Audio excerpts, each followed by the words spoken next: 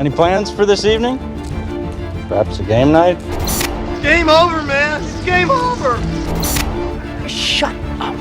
Play the game. Play it from your heart. 26 years ago, we started playing a little game. Now, we're all gonna sit down. We're gonna finish it. And may the odds be ever in your favor. And here we go. Hello everyone, welcome to Dice Camera Action, a mashup podcast about board games and movies. I'm your co-host Jason Tripp, and Matt, sand is overrated. The question is, 20 years later, has this movie become overrated? I'm Matt Cousineau, and Jason Tripp, who the heck are you and what are you doing in my house? I want to introduce a special guest today. We have Tim Doloff from Board Game Hot Takes podcast, where they review board games right after playing them and give us their hot takes. I've been listening to the pod for about a year or so on and off and have become a big fan over the last little while. They have great personalities and solid board game insights and reviews. Welcome, Tim. We're super excited to have you on the pod today. Thanks for having me on, you guys. And I got to tell you, when you invited me to the show, I got really excited because I've been into board games for 7-8 years. It's kind of my biggest passion right now. But prior to that, I would say cinema was my biggest passion. And so I really went down a rabbit hole for a good 10-15 years where I just rabbit hole. Do you get that reference? Rabbit hole is the operative words today, I think. But anyway, about 10-15 years where I really went deep, tried to watch everything, every classic that I could found every top 100 list and nice. Really went deep on it. So I love cinema. I love, it's rare that I get to experience something new that really excites me and surprises me anymore. But the movie we're talking about tonight is a movie that came out in a time when I was still getting excited and surprised by a lot of stuff. So it was fun to revisit it. Very cool. Yeah, I'm excited to dive into it with you. So today, speaking of rabbit holes, we're going to be going down the rabbit hole and losing our minds in the process, possibly our memories too, covering a very hot board game from the last couple of years, Wonderland's War, and we decided to pair it with maybe a quirky pairing or a little bit of a I think it fits well. Stretch, but I think it does fit well. We're pairing it with Eternal Sunshine of the Spotless Mind.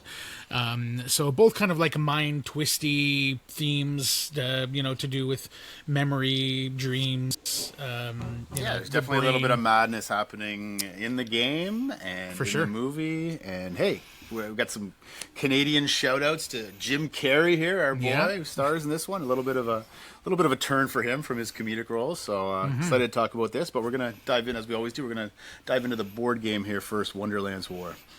Yeah, so before we actually do jump into that as well, we're going to do shout-outs. So we're going to take a few minutes and just talk about some of the stuff that we've been digesting lately. Jason, want to start us off? Yeah, so you alerted me to this game after coming back from Gen Con, Matt. It was one of the new games at Gen Con called The Gang. And really simple concept. Anybody listening who loves Texas Hold'em poker, this one's for you. So basically what it is, it's almost like cooperative Texas Hold'em poker, which might sound very strange. But basically, Texas Hold'em poker, you got 7 cards to choose from, 2 that are face down, and sort of 5 community cards, and of those 7 you take the 5 best to make your best poker hand. And typically it's a competitive game, there's money on the line, but in the gang you're working together, so the 2 sort of hole cards, they call them, will be dealt out first, and then you've got 4 chips in the middle of the table. As many chips as there are players. Sorry, yeah, we play 4 players, so it could be 6 players, 5 players. Yeah, the number 1 chip per player. Excuse me. The more the players, the more difficult the game gets. In our case, we played a 4-player game, so there's 4 chips in the table when we played, and the first time we played, and they have 1 star, 2 star, 3 stars, and 4 stars. And based on the cards that only you can see, without any speaking, you have to try and assume where your cards or your hand is in the pecking order. Do you have the strongest hand? Do you have the weakest hand? And so together you cooperatively, and maybe there's some back and forth, some tug, or some non-verbal cues and emotions. And once you settle on that, then you flip up what's called the flop. The first 3 of 5 community cards come in the middle of the table. And then maybe you've got, I had a king and a 5, but a 5 came up. Now I've got a pair of 5, so maybe my hand is better than what I thought. So once again, you'll grab the next color chip and try and cooperatively figure out the order from strongest to weakest around the table. And then that happens again with the fourth card, and then that happens again with the fifth card. And then at the end, when you've all sort of got it figured out, or think you do, starting with the player who thinks they have the weakest hand, they'll reveal their cards. And they'll either be really excited to say, yes, I have the weakest hand, and then you'll go to the next weakest, the strongest. And, of course, one of two things is going to happen. Either you're going to be successful, and there will be much joy and rejoicing around the table, and you will get to unlock one of the three vaults. There's sort of, 3 strikes you're out, 3 unlocks you win. So you're either unlocking a vault if you're successful, or you're taking, I guess, 1 strike, or you're setting off 1 alarm, I guess it is in the game. And so that's one hand. And then you rinse and repeat. You do that again until you have 3 successful tries or 3 failures.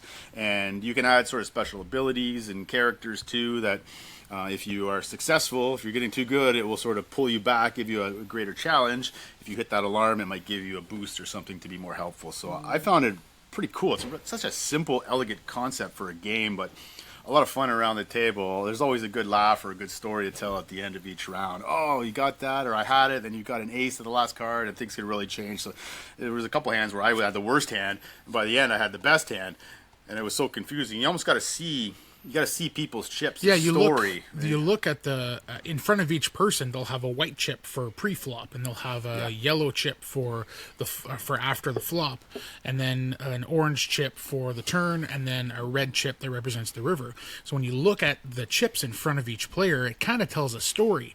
So you're looking at the chips, you're looking at the cards on the table, and you're going, okay, he hit something on the flop, but then it got worse after that, and then he hit something possibly on the river.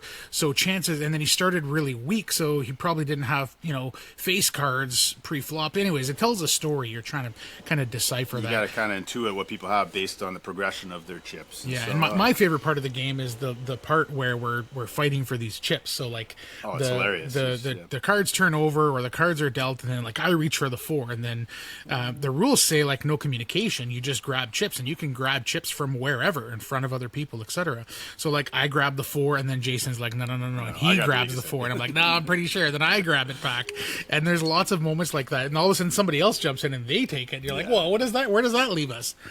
So yeah, there's a lot of silly fun to be had there. Tim, have you played? Have you heard about this game or? I haven't. I'd heard a brief mention of it, and when you started talking about it, you said Texas Hold'em poker, and I was like, I'm all in. And then you said cooperative, and then I said I'm out again. But this actually does sound really fun. Though. Yeah, it's quite intriguing. If you're into poker and you're having a poker night, it's a nice way to start the evening, right, or end the evening, right? Just play a couple rounds of the gang, and then get into the competitive nitty gritty where money changes hands. But I will say, Tim, I am not a cooperative guy at all. And you know what? I just listened to one of your episodes where you guys were kind of talking about co-op games and that. I think it was your poll, and my answer on there was, I had answered the question, and my answer to myself was, I'm fine with co-op games if there's no community decisions being made. If everybody's doing their own thing, but we're working together to try to achieve something, I'm kind of fine with that. I just don't like a situation where, like, we as a team, we have to make a decision. It kind of puts things in a situation where it's easy for somebody to quarterback, or you let somebody else make the decision and you feel like, I feel like we should be doing something. It's always little really weird mixed emotions when it comes to that stuff. Well, yeah, I totally agree with that. And a couple of games that this reminds me of, and I'm sure that the designers got inspired by, one would be The Mind, which is, a similar type of thing where you're just trying to decide if you should play your card first because it's the lower number. And then like The Crew, which kind of brings in trick taking in that same type of... Same guys that did The Crew this game. Yeah. Oh, is it? Okay, okay, I didn't realize that. It's a follow-up. So yeah, that is a super fun cooperative experience, and I would be happy to play that anytime. This sounds great. I've got to try this out. I got to figure out if I got a group that would be into it as much as I would, because I'm a big poker player. The other people I know that play poker are not as much into board games, but it works really well for casual poker players. Mm-hmm. Yeah, that's cool. That sounds great. It's a good time. So thanks, Matt. As of recording, it's just pre-order and getting ready to roll out. So by the time this hits the airways, I'm sure it'll be available at your local retail. Might sell out fast though, so if you have a chance, pre-order it because it is hot right now. Right on. Tim, you want to hit us with Shutout? Yeah, what have you been playing? Yeah, so the game I actually got a chance to play last night and I've been playing a bit of lately is called Ticket to Ride: Legends of the West. Ticket to Ride's it's a staple in the board game hobby at this point. Everyone who's listening if they're listening for the board game segment, has played Ticket to Ride in the past. And I got to say, I'm not a big fan of Ticket to Ride generally, but what Ticket to Ride Legends of the West is a legacy version of Ticket to Ride. And so the co-designers on Pandemic Legacy were brought in to work with Alan R. Moon, who is the designer on Ticket to Ride, and they made a full legacy version of Ticket to Ride. Nice. And I'm going to try not to spoil anything, but I'm going to hint at a couple of the mechanisms just to, kind of entice your listeners as to what they could expect here. Because I got to tell you, this drastically changes the experience for me. And I've had a lot more fun playing Ticket to Ride Legends of the West than I ever did playing Ticket to Ride. It starts out as a pretty standard Ticket to Ride experience. You have this kind of small partial map of the United States. This is supposed to be set back during the early American expansion, and so you've got the eastern colonies and railroads are just starting to build up. So you got this small map of a few different connecting cities, and it has the mostly core Ticket to Ride mechanisms. You are either drawing two train cards or you're discarding train cards that match to create a route out on the board. So, there are different routes laid out on the map that show what color trains you can put there. You'll discard the related cards, put your train markers out there, and you're ultimately trying to collect, match these ticket kind of orders that you've got. So you're trying to get certain routes connected across the map. That's basic Ticket to Ride. This works the same way. A couple minor scoring exceptions in that first game. Probably the biggest difference is that during the games you can start to collect money, and money ends up being points. So what that does, it gives some alternate way to create points during this game. And this is what really starts to change drastically as you play additional scenarios in it. So after the first couple of games, you're going to add onto that map. This map looks like a big puzzle. So essentially there's a few areas where you can add additional puzzle pieces in, and you're going to start to unlock different areas of the map and expand and stretch out into the rest of the United States. Thematically, you're exploring, going west and exploring. Yeah. And so when you, as you build those out, though, each of those map segments comes with some additional mechanisms, maybe not heavy, but there are some drastically unique things that will come in with each section. So that's kind of neat. Every game you're playing, you might be playing with something that's a little bit different, adds a little bit of variety, some new levers to pull within the Ticket to Ride system. But beyond that, there's two things. I won't go into the spoilers on those areas, but there's two things that I think really make this game shine right from the start. First is you've got extra motivations to create certain types of routes, and this starts in the very first game, and that is that if you create a route that matches your color trains, you're going to get coins for it. So now for the first time, you have some reason to say, hey, even if this doesn't match my ticket, or I need to make sure to pick up those trains that are my color because I can get a bonus if I can build it within that. So it starts to just give you some new decision points. And then the more interesting thing that I really enjoy about this is there's this event deck. And every time when you shuffle in the starting train cards, you're going to shuffle in a certain number of the newspaper cards that will pop up. There's 3 in a 4-player game, which is what we've been playing. But during that first deck that you go through, one of these event cards is going to get pulled out, and then you flip an event card off this short stack, and it's either going to create an event that happens immediately. Somebody might get a bonus for doing something at this point, or more likely it creates an ongoing rule that exists while that event is on the top of the discard pile. And so until the next event gets drawn, there's something that might give you extra motivations. It might give you extra penalties for doing certain things, but it just gives you some tactical change and variety that has made every game feel like I was kind of driven to do different things throughout the course of the game.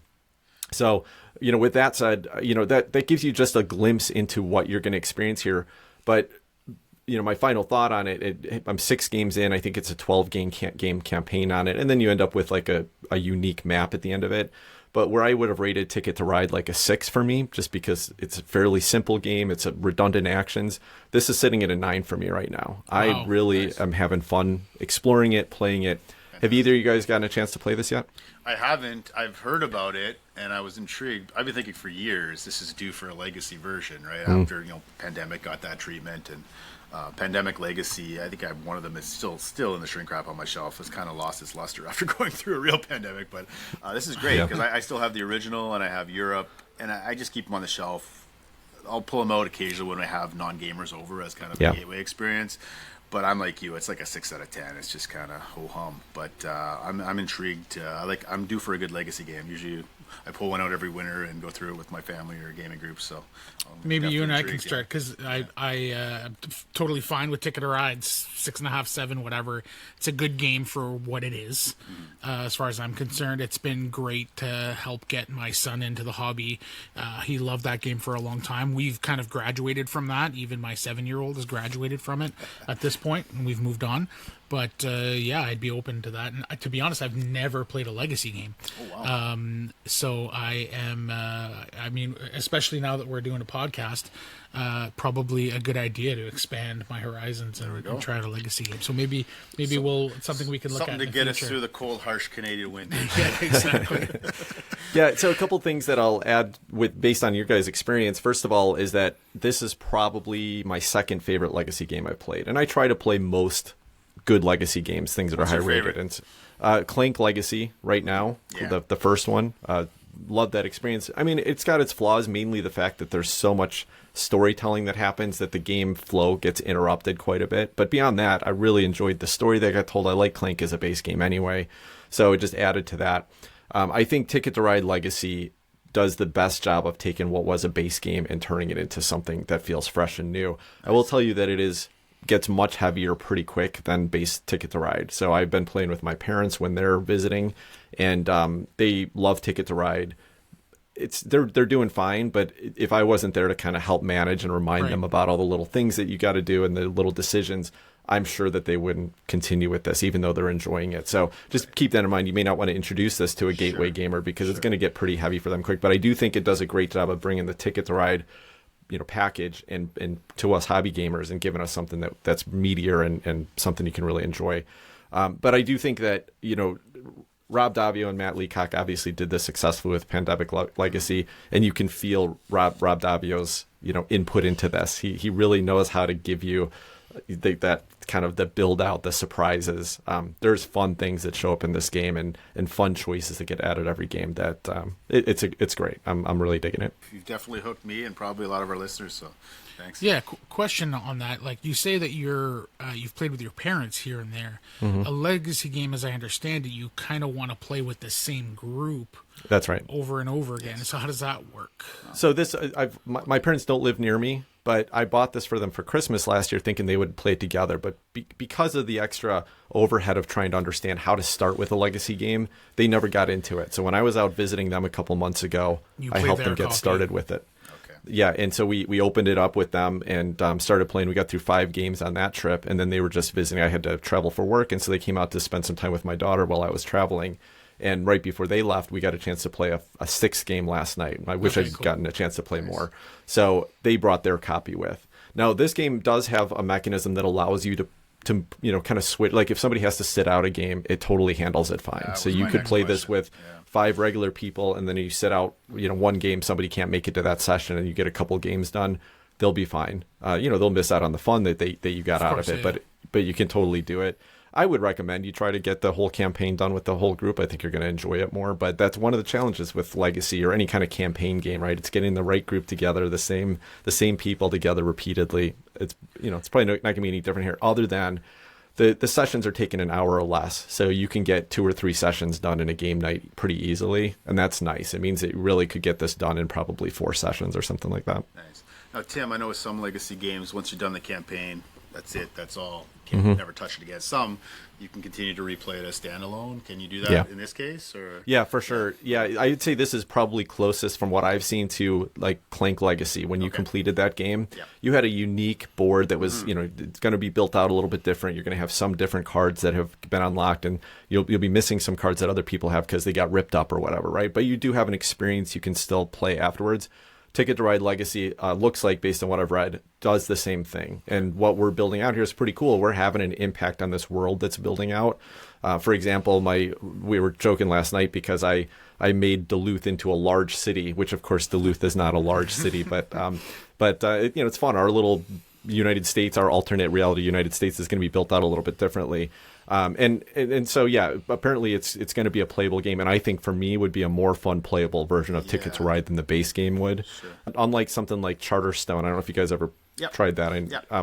But Charterstone was a fun legacy experience for me. I liked the build out of it, but I did find that the post game, even though it gives you a map you can play, some of the core mechanisms just don't work outside of the campaign setting. And so I don't think this is going to fall in that way. I think this is going to be a very fun playable game after the campaign's over. Nice. Yeah, Charterstone was fun, but I agree with your assessment there. So cool. All right, so for myself, this is a little bit of a tricky game to explain. I'm going to do my best. It's a very simple, short, I want to say like 20, 25-minute game. Not sure if you've heard of this one, Tim, Far Away. Have you checked that out yet? I've seen it, haven't really looked into it too much. Okay, so it was another Gen Con. It was released around Gen Con. I'm not sure if it was available a little bit before or not, but either way, I picked it up at Gen Con, and it is a really neat little card drafting game, a little bit of a tableau building as well. So I will start with the end game explaining this. I think that's the best way to do it. So at the end of the game, you will have 8 cards on your board that you will have drafted and placed onto your board in order. What you're going to do is you're going to flip them face down, and this is how you score. Then you flip over that the very last card that you drafted, and it will have some, different iconography on it. Generally, in the top of the card, it'll have some icons, and at the bottom of the card, it'll have some scoring criteria. So it might say, score 3 points for every night card. The cards are either night or daytime. At this point, you only have 1 card showing. So if that card happens to be a night card, it'll score those points. Scoring those points often even has a little bit of a prerequisite. So it'll say you have to have 2 yellow icons and a red icon in order for this to score. So again, at this point, you only have 1 card showing. So there's a very good chance that that last card often scores 0 or just a couple of points. So then you flip over the next last card that you drafted, and now you've got 2 cards showing, so it's giving you a little bit more to work with in terms of scoring and prerequisites, etc. So then you're going to continue to flip over these cards, and there's, I want to say 4, 5, maybe 6 different types of icons, different types of cards, and then each card will have prerequisites citing other cards and other icons for it to score. Does that make sense so far, guys? It's a tricky one to explain. Clear as mud. So you're flipping over these cards, starting from the last one that you drafted, all the way to the very first card that you drafted. So they have to stay in that order? Can you manipulate them to you maximize cannot. scoring? No. Oh, okay. Yeah, so it is tricky because you really have to rewire your brain a little bit when you're playing this game. You have to remember? Is it as soon as you draft it? No. Face down? It'll stay face up, and then Okay. when you're ready to score, you're going to flip all your cards face down and then score them one at a time. Gotcha. But during the gameplay, they're going to be face up. You can reference everything and take a look at what you got. So if you go back to kind of the beginning of the game, you're going to start with a hand of 3 cards. You're going to choose one to play. Everybody plays it face down, and then you reveal it simultaneously. In the top left corner of each card is a number from 1 to, I want to say, like 55 or 60. And then whoever has the lowest card, which generally is weaker, it'll have less icon, less ability to score, etc., will be the first person to draft from the cards that are on the table, available for drafting and whatnot. So if I played a 10 and you played a 14 and Tim played a 55, then I will draft first, then you will draft second, and Tim will draft third. Okay. He'll kind of grab from the scraps that are left over. So there's a little bit of a strategy there as well. Domino style, right? Yeah, exactly. Yep, that's right. Yeah.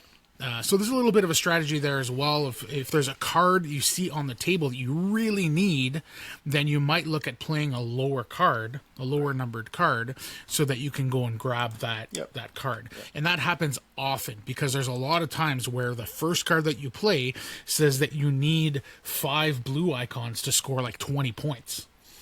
Right? And then you're getting to the mid game and you only have 3 of those blue icons.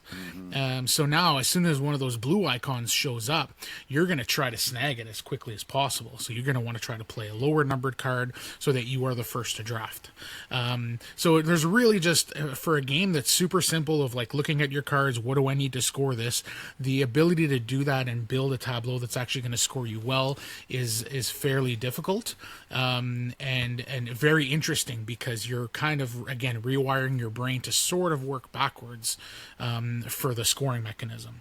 The last mechanism that I think is really cool is that there's this other kind of card, a little, it's a tiny card. I don't even know the dimensions of it, but I want to say it's like 2.5 inches by 1.5 inch or something like that. And these cards, there are map icons on the main cards.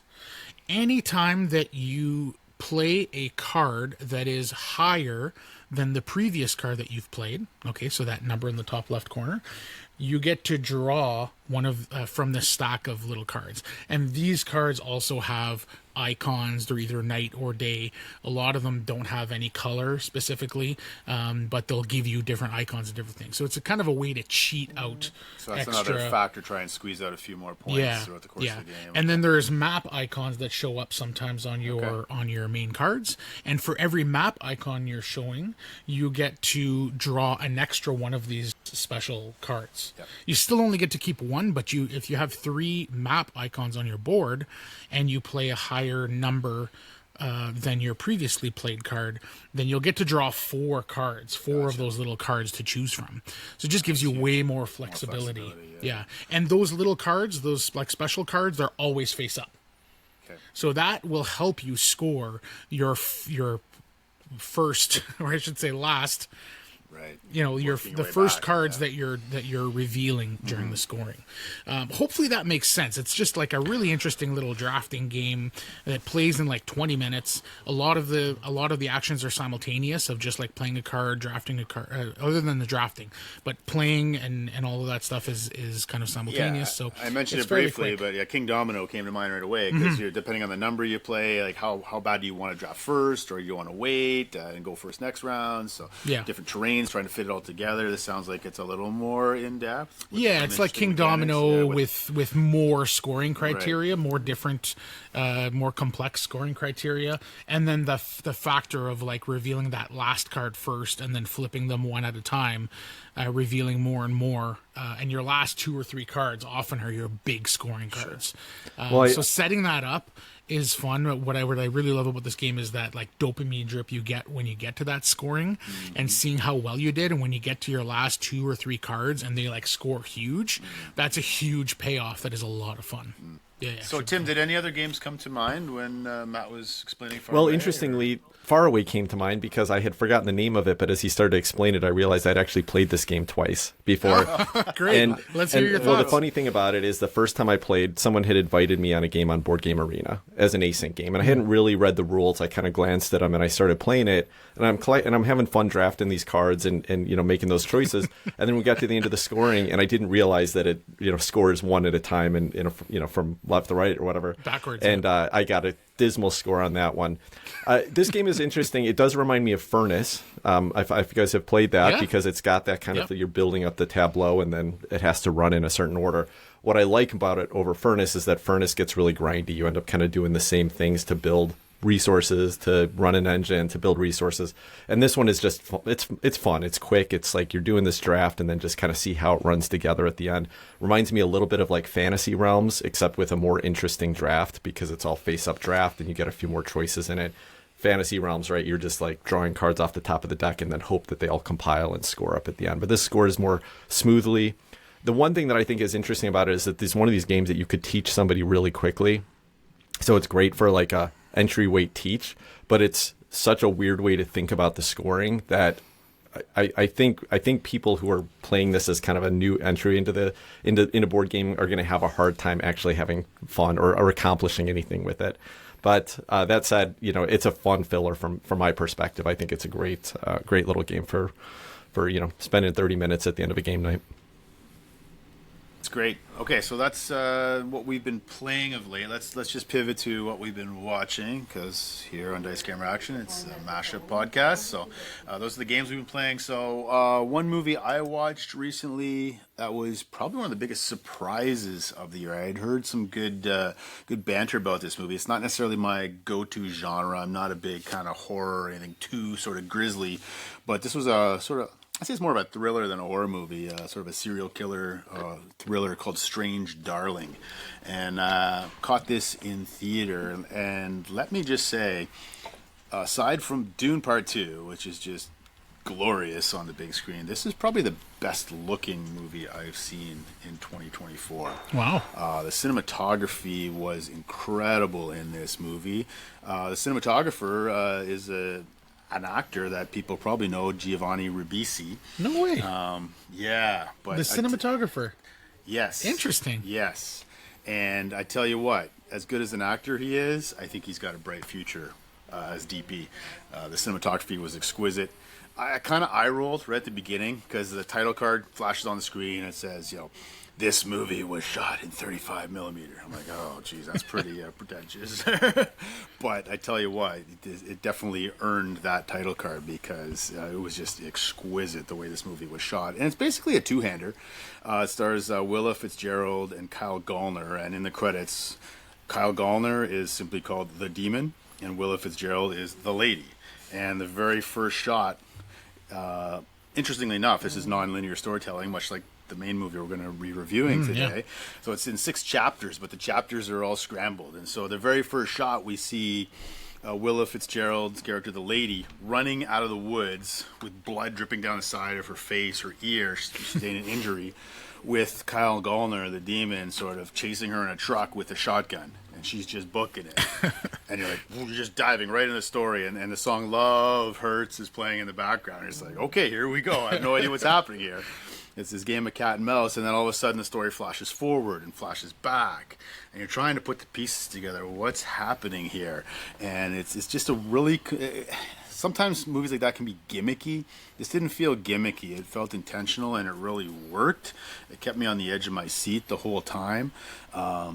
Don't read any reviews or spoilers for this one before you go see it. Go in blind. I don't want to say too much because I don't want to spoil anything, but it's one of the best looking movies. The 2 lead actors are incredible. There's some interesting supporting actors that I won't spoil who they are that pop up, some interesting cameos throughout the film.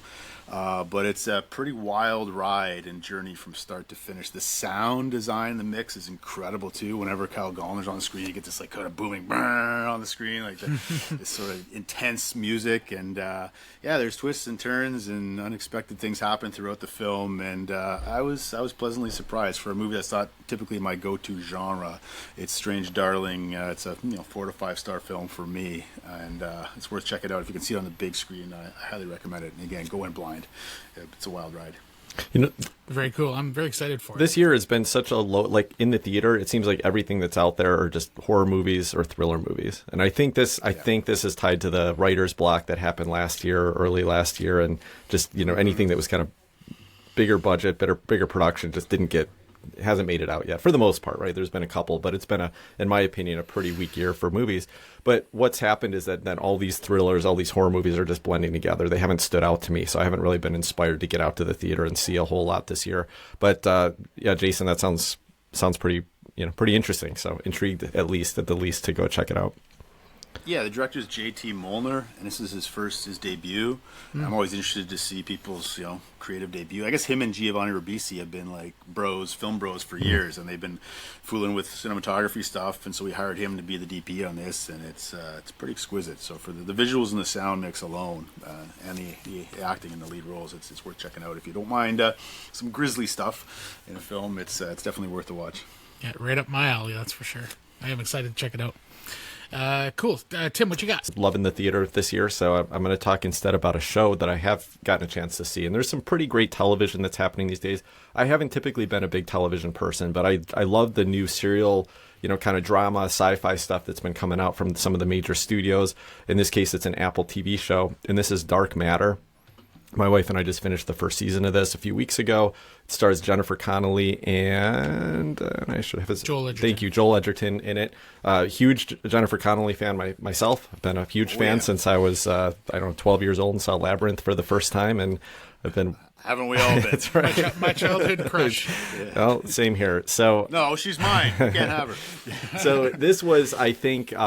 I was a little surprised to see her, and I didn't know much about it going in, to be honest, which I like in a show. And this does have a sci-fi bent to it. I'm not going to spoil anything, and you should go in kind of blind on this as well, because there's some pretty fun twists and turns that happen, right out of the gate. And so the first episode, Jennifer Connelly's on screen, kind of playing a traditional, standard housewife, not too exciting. And I was like, this feels like a wasted role for her. But I will tell you that she gets a full opportunity to, use her range and show us what she's doing on screen. Joel Edgerton was great too.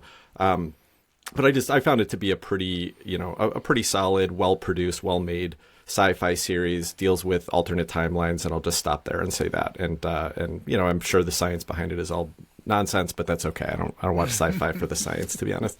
But For sure. It's worth checking into, and I think they left it open. I'm sure there will be a sequel to it. Another season will be released at some point, and I thought they left the series in a pretty good way to lead us into that, hopefully sometime next year. So Dark Matter. Cool. Yeah, I've heard good things. I like you, I choose my TV shows very sparingly, but Jennifer Connelly in a sci-fi TV show, I can't resist that one much longer. So thanks for the reminder, Tim. Speaking of fun nonsense, what have you been watching lately? That's a good segue to yours, Matt. Yeah, fun nonsense for sure. So I watched Trap a couple of nights ago, the latest movie from M. Night Shyamalan. I mean, has there been a director with a more interesting career? Like, just wild. He started off so strong and then was in director jail for so long, and then had to remortgage his house to make, I think, The Visit was the beginning of the Shyamalan-assance. He's been making some pretty solid stuff since then. I think he's kind of found his lane. Solid, if not spectacular. Last few been decent. He's found his lane again, I think, and he's back in the zone. And I guess where I'll start with this is that I always say this with genre movies. Genre movies will typically in the beginning teach you how to watch them, right? So you watch the first scene, you watch the first act, and you're like, okay, this is this kind of movie. So I'm just going to go along for the ride. Okay, it's a gory movie, it's silly kills, it's this or that, and you just go along for the ride, and you learn in the beginning of a movie what to expect, the kind of stuff to get. And I think that Shyamalan has his own lane, his own genre, like the Shyamalan movie, and you have to. Definitely has to be a suspension of disbelief if you're going to enjoy it, and if you can do that. The man is a master. He knows how to build tension and setups and payoffs and thrills. The man can direct a thriller. Yeah, he's a big Hitchcock nerd, right? Yeah, so yeah. You can see a lot of Hitchcock's fingerprints in his work and the inspiration there.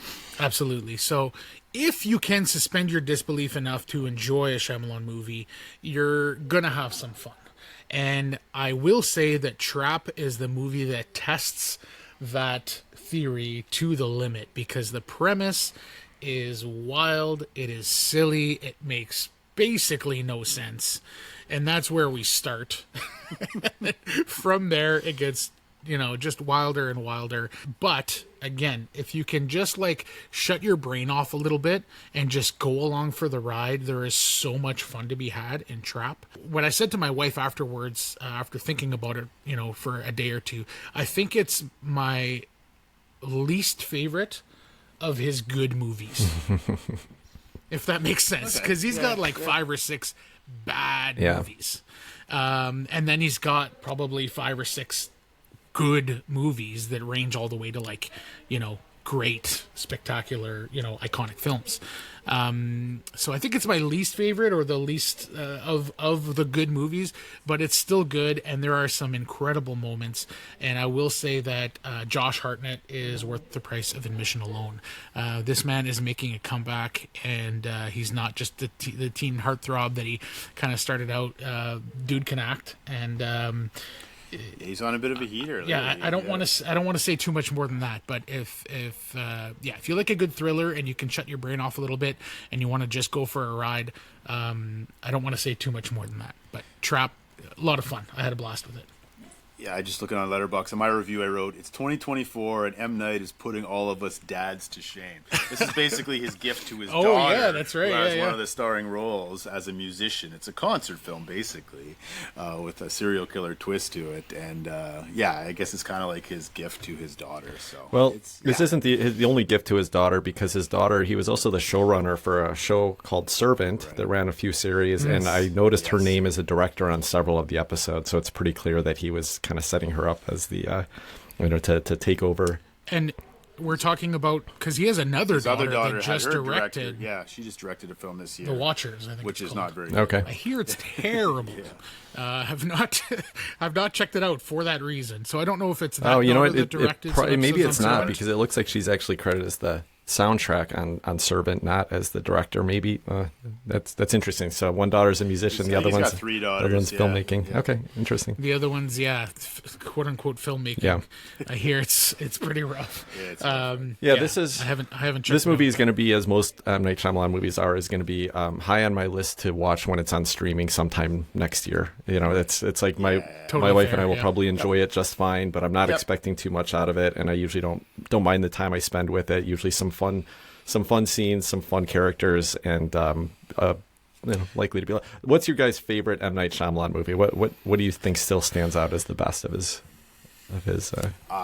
For me, it's still The Sixth Sense. Okay. It's his original. I think that's still that and Unbreakable are my top 2. Signs is awesome until it's not. Last 10-15 minutes. Probably Signs. I agree that the very the ending end infuriates. is pretty rough. But I just had so much fun with the concept of like this huge world event through the eyes of just a small family on a small farm.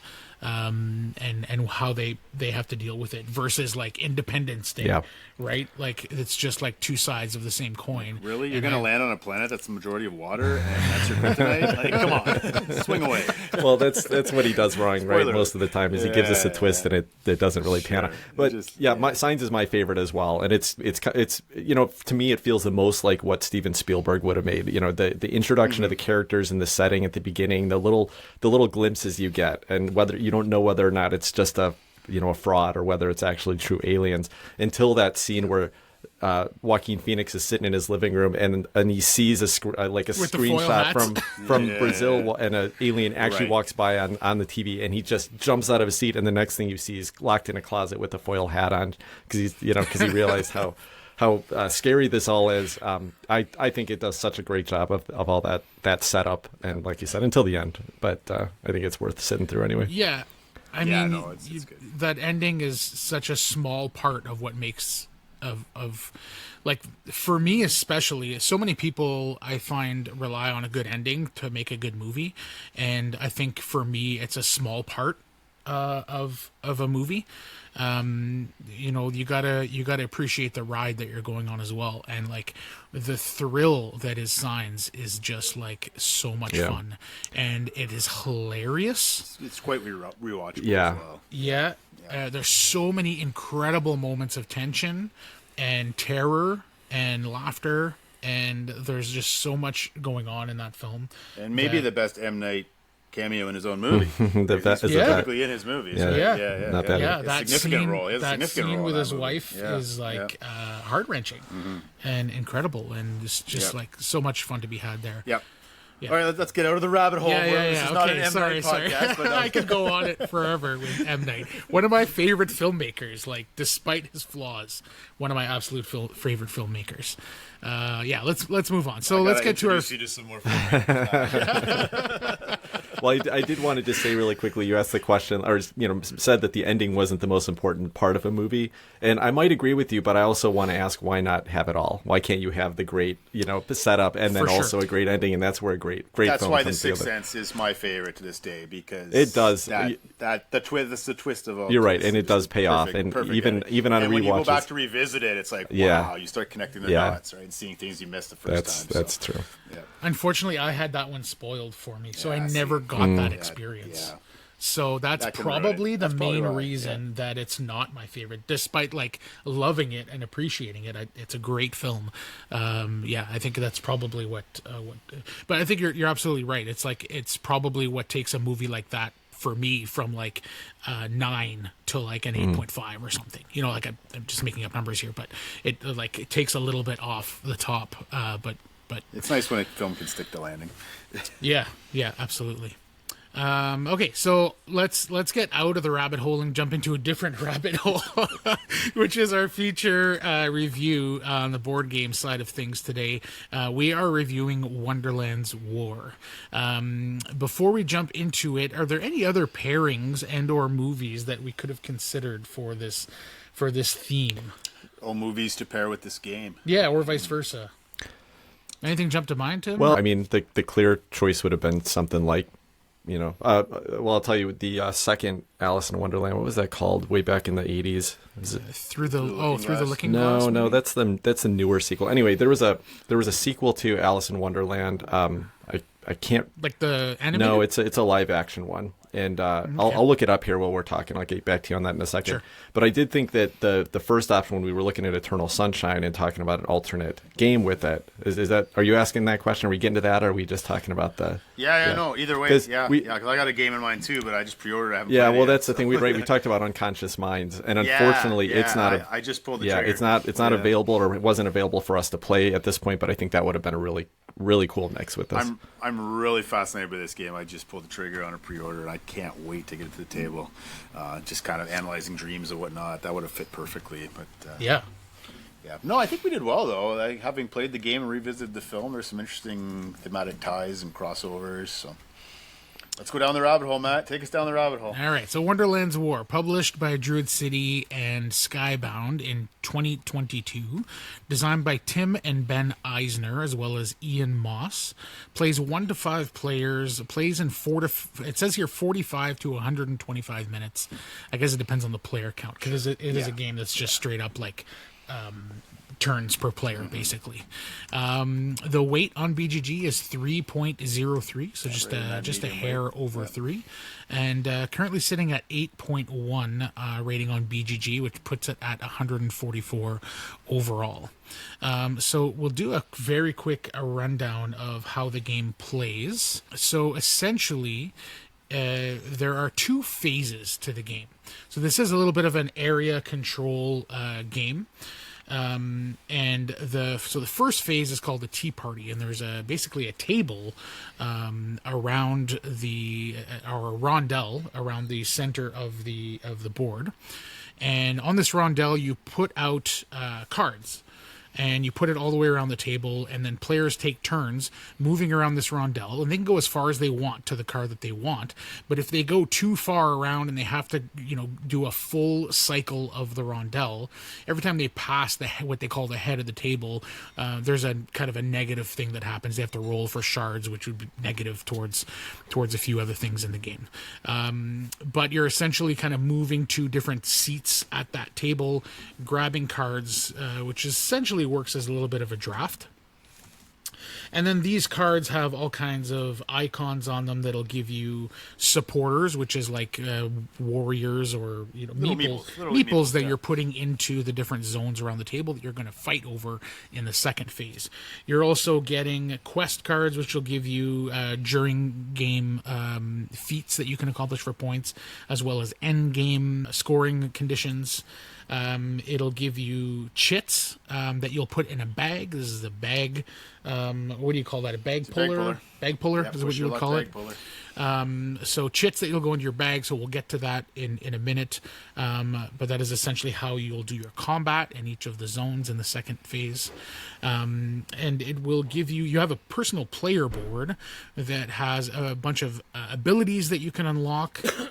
As well as other bonuses, and you can increase your endgame scoring and a bunch of different things that you can do on your own player mat. So all of this is done via the cards that you're going to draft by moving around this table. Did I get that Tea Party phase more or less correct? Anybody have anything to add there? Yeah, so if you're just a bird's eye view of the board, I think it's a large table, you're moving around the table, and on the periphery of the board, you've got these 5 regions. As you collect cards, some of them will have meeple iconography in the top left, and you'll take the card and you'll collect the bonuses or rewards or whatever the card tells you to do, but also you'll not only do that, but you'll put the associated number of the meeples in one or multiple, depending on your character, in one of those 5 regions, because after the tea party phase, and the tea party phase ends when everybody has collected 4 of those cards around the table, and they'll refresh every time someone goes to the head of the table,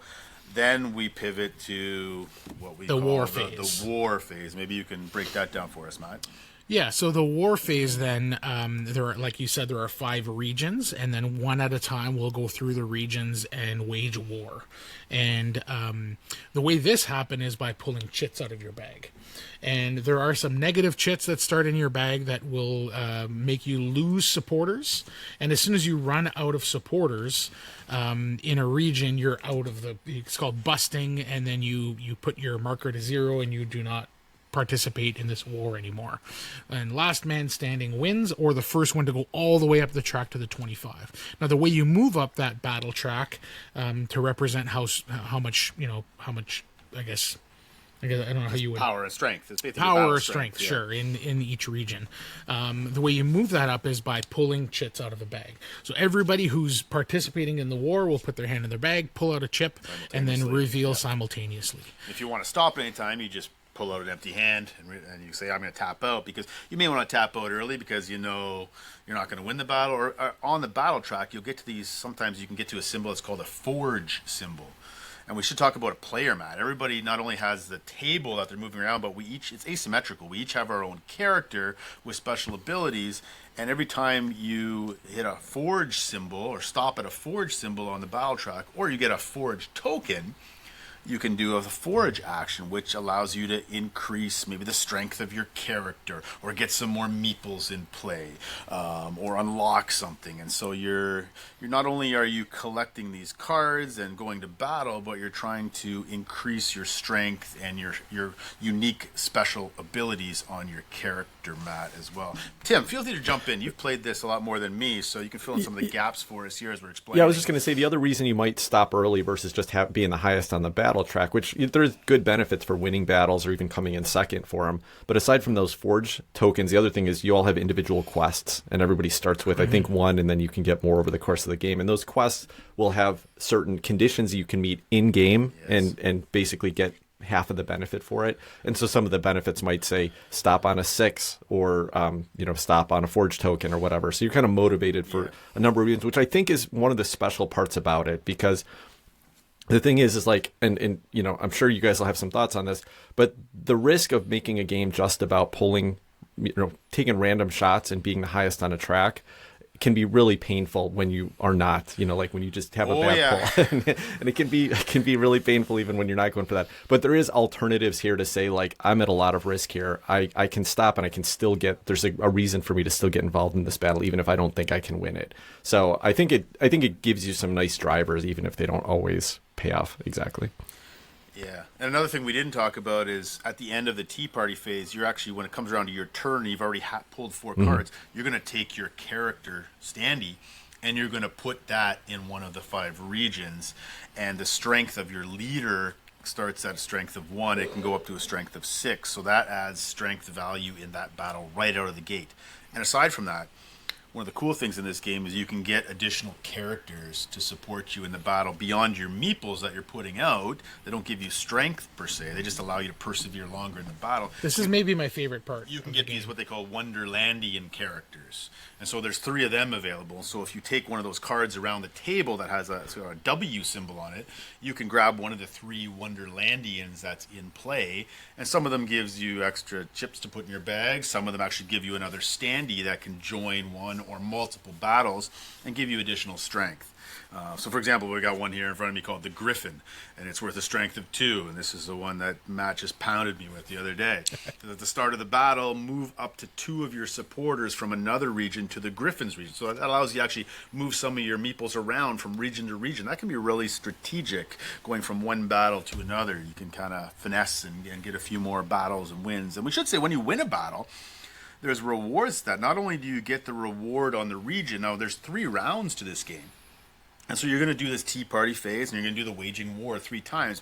Round 1, the rewards are modest, and then they go up each round. So when you win battles in the second and third round, you're getting quite a bit more points than you will the first round. Not only that, but whenever you win a battle in a region, you get to place one of your castles corresponding to your color of your leader in that region. That gives you a minimum of 3 points at the end, and when you forge, sometimes you can make those castles increase in value. So they could be worth up to 6 points at the end of the game, which is quite significant. When you get a castle in a region, you cannot put an additional castle in that region, but it does give you a strength of 2 for all future battles. So part of the game is trying to get 4 or 5 total of these castles by the end of the game and upgrading their value too. So there's a lot of different paths to getting points. There's those quest cards, there's winning the battle and getting the battle points, there's getting as many of those castles as possible. So I like the fact that there's multiple paths to scoring points in this game. When you win a battle and you get the round bonus of points on it, this is just like what Ethnos did. This was an old, I think it was a Fantasy Flight game, or no, Simon game. It's an old Command game that had a similar area control mechanism to it. And what's cool about it is that, again, it would seem obvious which region you would put the most people in, right? Because maybe it's worth the most points. But it's kind of neat that you have quests that are going to drive you to go to certain regions, but also that you may want to just set up and get some strength building up in a region, even if it's not worth a lot of points now, because it may get worth a lot more points in the second and third round. And you get to carry over that stuff you've got there. So again, it did a good job, I think, of just not driving everyone to the exact same goal every round. You're going to have some benefit to go off into regions that aren't particularly contentious. Didn't mention yet, and this is something I think this game does exceptionally well, and it should be really in any type of battle game, and that's the fact that you can wager on the winner of it, on the outcome of a battle if you're not in the battle. And this is particularly important when you're playing like a 4 or 5 player game, because the reality is that these battles can be quite long, depending on how built up people's bags are. And so it does keep the people that are engaged in the battle at least interested to know what the outcome was and kind of cheering on, rooting for somebody that's in the battle. Minor positive or negative whether you win or lose, but it adds a little bit of a fun touch. Yeah, we should say too, sometimes you mentioned it, Matt, at times when you go around the table, or sometimes you take the most powerful cards at the table, there'll be a little bit of risk. You got to roll that shard die, and it's either going to be a value of 1, 2, or 3. In your case. And in my case, it looked like every side was 3, because I just kept rolling 3, which was terrible. And then at the end of the tea party phase, whoever has the most shards, you get to add one of these madness tokens into your bag. So the more madness tokens you have, the more probability you're going to pull that out of the bag during the battle. And each time you pull one, you're going to lose one of your supporters in the region. So more risk that you're going to basically bust or go mad. When you get 4 of them, then you got to refresh and everything goes back in your bag. And so you don't want to collect too many of those shards. It's kind of risk and reward. Oh, I want this card, but I got to roll the die. I don't want to have the most shards, in which case I'm going to have to take another madness token. So there's a lot of interesting decisions as you're going around the table getting ready for battle. Well, now that you're past the rules description and kind of covering all the mechanisms, I got to say that draft, that tea party phase, that's the most fun part of this game in my opinion, because these 3 eras have different decks of cards, and every card is unique. Every card has different rewards on it, and there's so many things you can get out of them, but they do a good job of balancing them by saying, okay, you can get this great reward, but you're going to have to roll the shard dice, or you can get this great reward, but you're not going to get any supporters to place with this. Right. And so you'll have people that are just like grabbing up all the great cards, but then they start the battle and they've got no supporters out in the region. So I think it does a great job of balancing all those different options and making it very fun choices. And I guess in Jason's case, taking lots of risk, which didn't pay off for him. Twice it didn't pay off. So one last thing I want to talk about before we get into like our thoughts, our specific thoughts about the game, is the art. So the art is it Manny Tremblay? Yeah. I'll make sure I get that That's right. Is that right? Yep. Yeah, Manny Tremblay. And he also did the art for Radlands. And I remember thinking at one point, Radlands has to be the game that I have that I think looks the best. And then I got Wonderland's War, and I think this might be my favorite production in terms of pure production and art. Might be my favorite game in my collection. I think it just looks gorgeous. The art is amazing. The table presence is so cool. There is a upgraded deluxe version where you can get minis. Now, I'm not a painter, so I have standees in the base version, but the standees are are full art, full color art, so they look great. But I did get the upgraded chip box. Yeah, so like mini poker chips. Yeah, weighted. They're great. So I think that makes a huge difference too in the feel of the game when you're pulling chips and all of that. Yeah, that was my first impression too, just before my first play, and I've just played twice in the last couple of weeks with you, Matt. Was wow, this has a really good table presence. Just pop, like it's visually appealing. Yeah, this is kind of like Strange Darling on the big screen. This is on the table here, right? I'm interested. Looks like an interesting theme here. I'm interested. And then 2 hours later, I was quite frustrated. Both the retail production that has the standees, and I do have the deluxe version that has the minis in it. And I think you guys are spot on here in the fact that because the double-sided standees have the beautiful Manny Tremblay art on them, it's almost an improvement over the minis. And unless you're an amazing painter. That's right. Exactly. And in fact, this is the only game that I have actually tried my hand at painting at this point. And part of the reason for that is because they're kind of chibi minis that seemed a little bit easier to get into. So I've tried, and they've turned out okay. I'm definitely no expert or anything like that. I've only painted the characters at this point. But the main reason is because when you have those gray blobs of plastic all over different regions of the board, it's impossible to tell at a glance whose characters are in there. Right. And you're constantly forgetting, was I supposed to up my power there? Oh, I'm in that region. I should have had 2 extra power there. Oops. So when a production decision makes a game less playable, that's always extremely frustrating. And so I think, I agree. I think the standees work great here, and probably, again, unless you're going to paint it, just stick with that. Yeah. So we're all in agreement. This is one of the best looking games we've played recently. Matt, what are some of the other things you like about this game?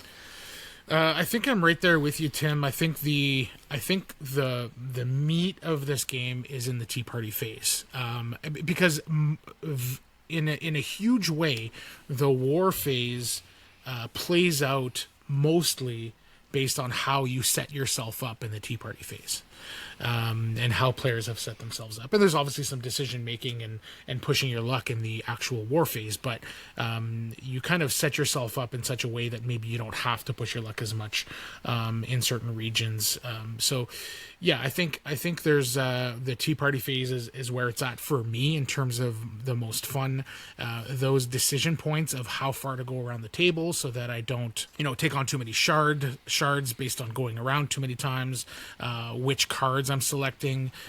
When you're selecting a card, you're looking at how far am I going to go around the table. Is that going to impact me negatively in terms of shards? Maybe, Jason, you should think about that. The cards that you select, a lot of them will have the shard dice on them. So, yes, those are probably stronger and they get you more stuff or better stuff, but you have to roll the shard dice once or twice. And in your case, that gives me 6 shards. Either 3 or 6 shards, yeah. One of the 6 sides is 3, and I half my rolls were 3s last night. It was terrible. You should switch to a game where you want to roll that 6. But yeah, you're considering how far you want to go. You're considering which one you want, how much risk you want to take. There's just lots of consideration there. Each card will get you some chits, will get you some abilities, maybe a Wonderlandian. Some of them just straight up give you a castle in a region. But the big thing that you're mostly doing there is putting supporters into these regions, putting your meeples into these regions where you're going to wage war, and that push and pull, I think, for me, is where most of the fun lies. And then similar to what I said in Far Away, when you get to reap the rewards of decisions you made earlier, and I find that's very satisfying, and in a way that is just like really crunchy in this game for me anyways. What about you, Jason? I know you Yeah, I played twice, and push your luck games, love hate. I mean, because it's always going to be, you can think you have a good strategy in place, but if you're in a battle, it's the last battle of the game, and you're up 10 strength out of the gate, but you grab 3 madness tokens in a row, while your opponent named Matt grabs a 6, a 3, and 3, and overtakes you, and he wins the game because of that. It leaves a sour taste in your mouth. Now, maybe I could have done things differently before that, but what I really love about this game is I think this is a game that is highly replayable. Because it's asymmetric. We haven't really talked about this, but you got 5 characters in this game. Right. You can try a different character every time you get to the table, and each one has a unique special ability, and each character has 4 ways they can upgrade and unlock a special ability. which are unique to those players, those leaders. I think that adds some interesting elements, and probably one or two of those are quite strong, I think, on each player in my limited gameplay.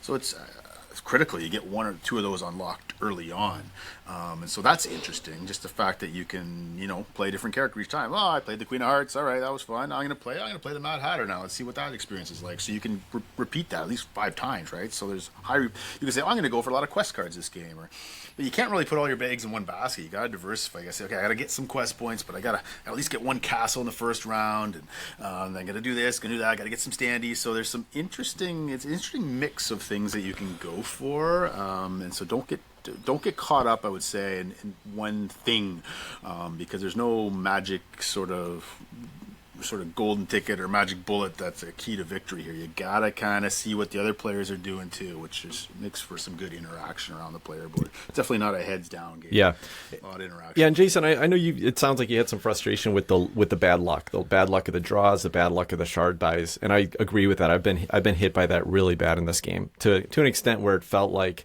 there's, I'm the second round in, and there's no way that I'm going to be able to come back from just. Well, that's how I felt, like, because at the end of the first round, I only had one meeple left on the board because I didn't get a castle. I'm like, and we're not getting into like dislikes, but I would have liked to see some sort of mechanism where there's a catch-up mechanism. Like in the Quacks of Quedlingberg, another bag puller, there's a mechanism that kind of keeps it tight at the end. Whereas after the first round, I'm like, I have no chance to win this game, but I'll do my best to kind of get back in it. And I agree with that. But what I can tell you is that I've seen people that seemed like they were out of the game and could not come back. And maybe they couldn't do it by winning battles because they just started too far behind. But they could potentially do it by starting to just go after quest cards. And there's a lot of potential end game points there. So I'm not saying it's easy, but I have seen that happen, which is nice. And I like that there's a variety. You can be in the last round and think it's a clear winner, and then those quest cards start getting revealed at the end, and all of a sudden, wow, somebody was doing some work that I wasn't even thinking about this time, and they were focusing on picking up quest cards instead of picking up extra chips for their bag and stuff like that. Yeah. So, but the key is, you're right. This is it's a long game. It's a pretty big teach for something that you can lose based on bad luck, and I think that's going to be a detraction. Yeah, and for I've only people. played it twice, so I've got a limited sample size. Oh, I'll definitely play it again. Yeah, you can keep playing it. You're going to keep finding it occasionally. There's going to be one or two people that are going to have a rough time of it. So you don't want to play with people that are very much like, I need to have control over the outcome of this game. There's going to be luck-based moments. That can drive fun. It does for our group. Like, we love it when those crazy, dumb things happen that really change the outcome of a battle or whatever. We had a famous battle that we love talking about, which is, it was 3 of us were in the battle. One person just got to the first forge token, so they were down at 4 power or something like that on the battle, and then they stopped. And they knew they were not going to win the battle. They just wanted to meet that quest by getting the forge token. I feel like I know where this is going. I think. The other 2 people, they're getting it. They're pushing up. They're all getting to the top, and both of them busted on the same turn. He ended up taking first. The other people were out of the battle completely. That's hilarious. And they were because they were both pushing each other. They wanted to push for last, so they're like, low odds. I got 1 chip out of 10 in my bag that's going to bust me here. So they both felt pretty confident about it. And of course, the person who wagered on that battle got it way wrong. They did not expect to win to lose that one like that. So it's got some fun. There's moments always a good about it. story to tell. Yeah. Whether you're happy or sad, there's always an interesting story to tell when you put it back. Yeah, that's right. So. That's right. Yeah, I will say, like, despite your frustration, I think these big swingy moments and the good luck and the bad luck, all of these for me are features and not bugs. Well, it's part of the theme too. Yeah. Like, I'm feeling mad at the end of this game. There's some madness literally setting in. I'm like, well, that's part of the theme. That's not the type of madness they're talking about, I think. Right, yeah. Needless to say, I mean, for our listeners, if you like push your luck games, you're going to love this one. If that's not your go-to, you'll still probably enjoy it like me, but it won't be one of your favorite games. Right, and the push your luck mechanism in this is not like 80% of the game. Right. This is not Quacks, as you compared it to Quacks, and rightfully so. But Quacks is like 95% bag building, push your luck. This, I want to say, is I'm throwing out a percentage there, but it's like maybe 30% bag building, push your luck, bag pulling. Yeah, you've got the area control, you've got the drafting. There's a lot of mechanisms that work and at play here. Yeah, so for me, when you're talking about Quacks, that sort of game does not interest me that much because it's mostly just that, and I prefer a game where you have more control. over the outcome, but with moments of, just good luck, bad luck. Some things can happen, and it could be wild and have, laugh out loud moments and have a lot of fun. Yeah. I'm okay with that as long as that's not like 90% of the game. No. Yeah, the only reason I mentioned quacks is because I wish this game would have had some sort of Catch mechanism up, to keep right. it tighter Yeah. in the third round. Because Yeah. it seems, and again, only 2 plays, seems like there's going to be one person that's probably lagging behind. And I was able to salvage third out of fourth last night because I had some quests, but I knew early on I was like, I'm not going to win. Yeah, despite your rough start, you stayed in the game. You were still involved. You were still. Well, yeah, of course. I'm not going to tap out. I'm not going to be that guy. No, but I mean, score-wise, Yeah. you weren't. You weren't really fully, completely out of it. You were still within arm's length there and whatnot. It's a long arm's length. Yeah. Fair enough. But no, it was a good time, man. Yeah. So one other thing that you mentioned is the catch-up mechanism. The way that maybe I'll let you explain this part, but you're talking about how you were going first in each round. Yeah, so sometimes I'll get a game. I love this game, but I'd like to add a little house rule. You guys ever do that? And so my house rule for this, so I had Alice as my character. And Alice's ability is she can go counterclockwise around the table. So you're not competing to get those early cards on one side of the table. You got the whole other side. The world is your oyster on that side of the table. But because I was in last place after the first round, whoever's in last, I think you were last for the first 3 rounds. Exactly. Or the first 2 rounds at least. Exactly. That means I get to go first. Now they say first is an advantage because you can scoop the card, but if I'm going the opposite direction, that's no advantage to me. And going first is sometimes a disadvantage because you have to be the first to put out your character in a region. I'd rather go last and see what everybody else is doing, how they're aligning things for battle. So I would house rule, and if you're playing this game and you want a house rule, take it or leave it. I would say if you're in last place, you don't go first, but you get to pick the turn order. So you can pick if you want to go first, second, third, or fourth. And that might add a bit of that catch-up mechanism. Yeah, you've played more than us, Tim. What are your thoughts on at least with this that whole character, going first, going last thing? Being that big of a deal either way. I agree. Alice is going to get the least benefit from it. I think it is a clear, benefit if you're the other players because you get the first choice without having to jump over them and roll dice. Definitely, there's a lot of drafts where people that are all coming from the same direction on the table. There's the one card that everybody wants that time. So I think going first generally probably is a positive. But I also get what you're saying, Jason, that having to going into the war phase, I'd like to go last though. Yeah, that makes sense. Yeah. Makes sense. Because I was sitting to Jason's right, and so that meant that I was going last for most of those rounds, and I had the Queen of Hearts with the ability unlocked that when I put my queen into a region, everybody else there loses a supporter. So there was twice where I went in where somebody was limping in to try to maybe get some second place points or just try to you're going to get involved in battles for a multitude of different reasons, even though you have no intentions of winning.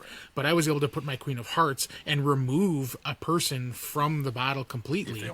If they only had one supporter in there. I did that twice last night, which was a big advantage because I went last. I was able to read the board, see what was up, and place my queen in a specific reason for that. So maybe it was amplified in my case because I was Alice. I just spotted that, but just food for thought. Yeah, asymmetry. I'm kind of curious what you guys thought about that with the characters, because one of the fun parts about a game like this, like you said, it adds to the exploration because each character plays differently, and not only that, but you're not going to get to use all their abilities every time, depending on whether you focus on unlocks or whether you're focusing on, using their base ability to the best advantage or whatever. They're very different. But I understand that the game is the base game has some actual balance issues with it, and I like to say that I've heard that too. I like to say that asymmetry is going to drive the opportunity to say some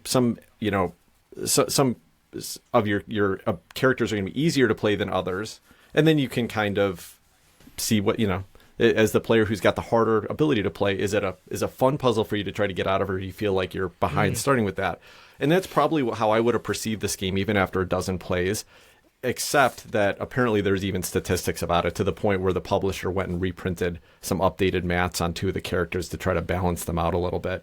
So, and that's not uncommon. Yeah, that happens. If I had to guess, I don't even know what they are, but if I had to guess, I would say the Mad Hatter needed to be nerfed maybe a little bit. Am I right? That's right. Do you know what the And the then weak I one would was? say that the Well, I played twice, and Matt insisted in a 4-player game we don't use the Jabberwock because he thought Jabberwock was the least powerful. So I That's don't know considered what the he was least. Yeah, that's considered the least okay, so powerful. right on. Yeah, then, yeah, okay. yeah. And which, so for me, a lot of the time, I like to play to have a little bit of a disadvantage, especially if I'm teaching new players or whatever. So I've played the Jabberwocky probably more than any other character at this point. And for me, it's a fun challenge. But I also don't like knowing, like if I didn't know that they were considered unbalanced, I would be totally fine losing more often. But knowing that that's statistically proven that one of them is too powerful, that's frustrating to me. So I did get there's an upgrade pack that the publisher offers, so I did pick that up and have had a chance to play with it once. I don't know how much of a change it made, but it's good to know. Maybe I'll seek that out because spoiler alert, I absolutely love this game, and I think I've played 5 times now. I played it 2 or 3 times when I first got it. Didn't play for about a year for whatever reason, and then played twice. And there is the in the beauty last of this podcast. It week or gets the so. game back to the table. Yeah. So, and these last 2 plays, I think, put it over the top for me. I've had a complete blast the whole way through. Yeah, he won both. Plenty of my favorite games I do not win often, so I'm sure it's a factor, but no. I was just having a blast the whole way through. The drafting, the table, A blast tea at my party. expense. Oh, you rolled a 3 again. Ha ha ha. Learn how to roll dice, Jason. So let's get into really quickly our favorite part or mechanism in the game.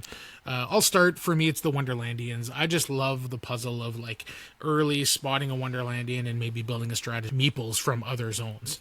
And I had a lot of fun with that. And I also in that game ended up getting the Griffin's Feather tokens in my bag, and when I pulled one of those, I also got to move 1 meeple. So basically, I was moving meeples all over the map throughout the battle, and that was just really fun. It was sort of like brain burny because I was like, I got to put it over here first, and then I'm gonna move them over there, and then when my Griffin moves, I'm gonna be able to pull 2 more, and all this math was going on in my head. But that puzzle was really fun for me. And then last night I got the Walrus. And what the Walrus does is he gives you 2 strength to start off with. And then if you win in that zone, you get a bonus 3 victory points. And you get to put your castle that you've earned in any zone. So you just kept loading up one region, recognizing I'm just going to keep winning in this region and throwing castles out in different regions. And it was hard to stop you.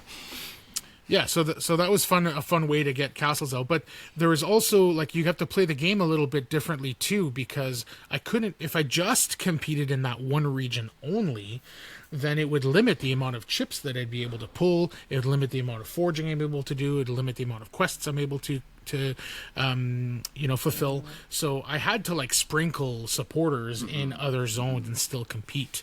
But it was just a different puzzle, a different way to approach. Go ahead, Tim. Looks like you have something to say there. One of my biggest pet peeves in games is when they give you a variety of things that you'll unlock during the game, but you see the same things every single game you play it. And one of the things that I think Wonderland's War did really well is that you're probably only going to see maybe 3, maybe 5 max Wonderlandians show up in a game that are actually going to be used. They're going to be put on the table, but there's 12 or something like that. So every game feels a little different. Some games I've only seen a couple come out just because you have to choose to draft it, and depending on which ones are available to pick at that time may or may not change. So to me, this is really fun because it does make it feel like every time I play this game, I'm going to have to work around some different board state things that I have to deal with. So I enjoy that as well. Yeah, I love a good area control game. You mentioned another game, Tim, Ethnos. Yeah. I'm going to go back even further. I've been in this hobby for, I think, longer than you guys. So one of my favorite games to this day came out in 95. I think it's still on the top 100 on Board Game Geek. It's called El Grande.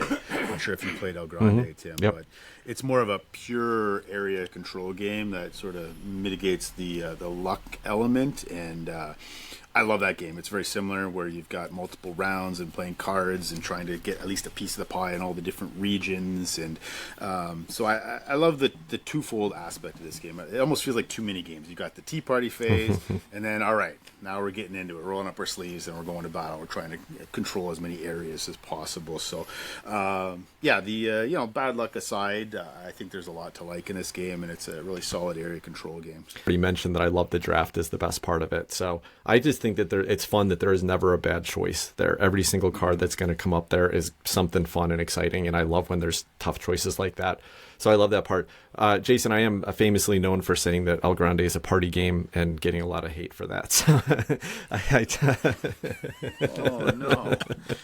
Hey, I'm 30 years later, it's still in the top 100. That game is beautiful. Hey, there's some great party games. I'm not saying it's not a good party game. But Love it. Well, do you mind if because I'm kind of new to your format here, are we jumping right into final thoughts here? Can I jump in and talk about maybe something that I don't love so much about the game?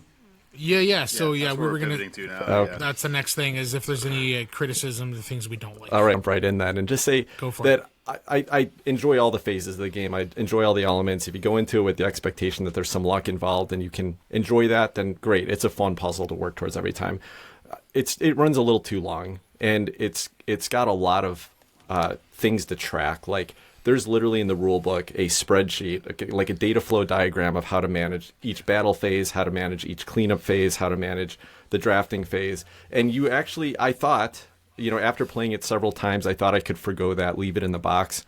And I'm telling you, every single time I've done that, I've missed a step. I forgot that we had to score quests or resolve quests before you do this other thing, because it matters sometimes. So the workflow actually matters, and I think that that's a disadvantage of the game. I wish they would have cleaned it up just a little bit, where you could ignore some of those little pieces in the order that they go in, so that you could run the game smoother, because it just feels like a lot to track every time, especially as the person who's usually teaching and running the game.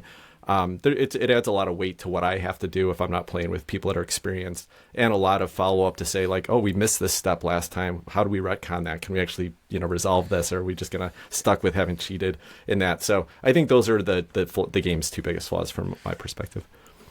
I'll just echo that. It's like, imagine this podcast was a mashup podcast, not only with movies and board games, but pop music and food and sports teams. I mean, sometimes that's how this game felt. It was just almost too much crunched together, too many mechanisms at play. And so I think, and when we referred to the rule book and that flowchart multiple times, both times we were at the table. So I totally agree.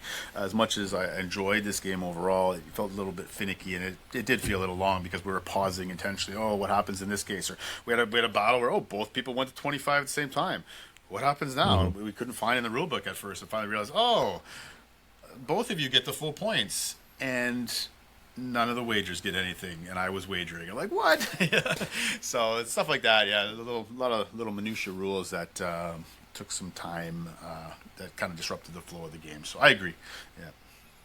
Yeah, I don't have much to add, guys. I think you hit the nail on the head there. I think there's a little bit of extra rule overhead that maybe could have been cleaned up or streamlined.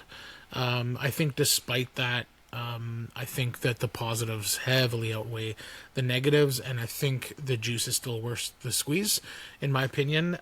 But I can definitely see where it might not be for others. Yeah, I don't have much more to add, other than I think for me it's worth it.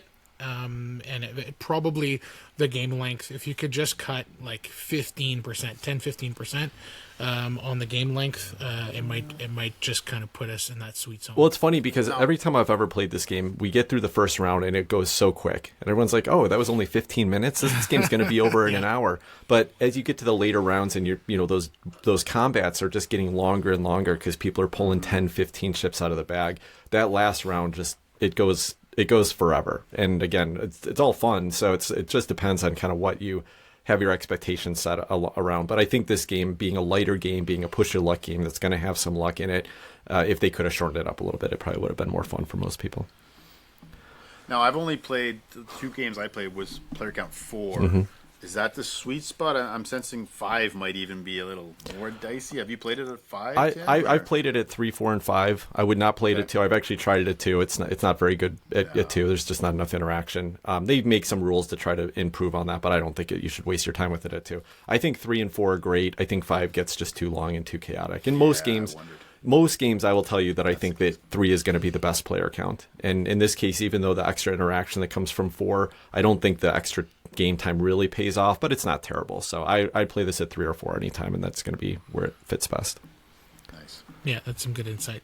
Okay, so really quickly, who's this game for? Who's it not for, Tim? I wouldn't go if you're just a heavy Euro gamer and want to have full control over your strategy. You're probably not going to like this, and I know you're not going to, because I've taught some gamers that kind of fit within that mold, and it definitely didn't hit for them.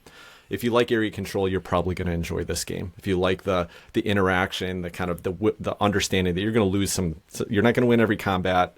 Just go in with that mindset.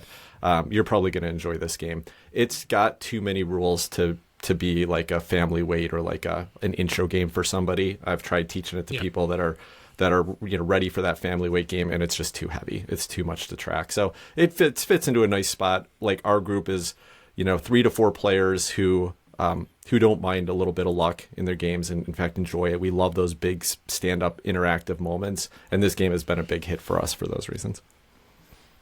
Yeah, I agree. I'm one of those people that likes I like the interactivity around the board, but I like a little more control, a little less luck element in my games.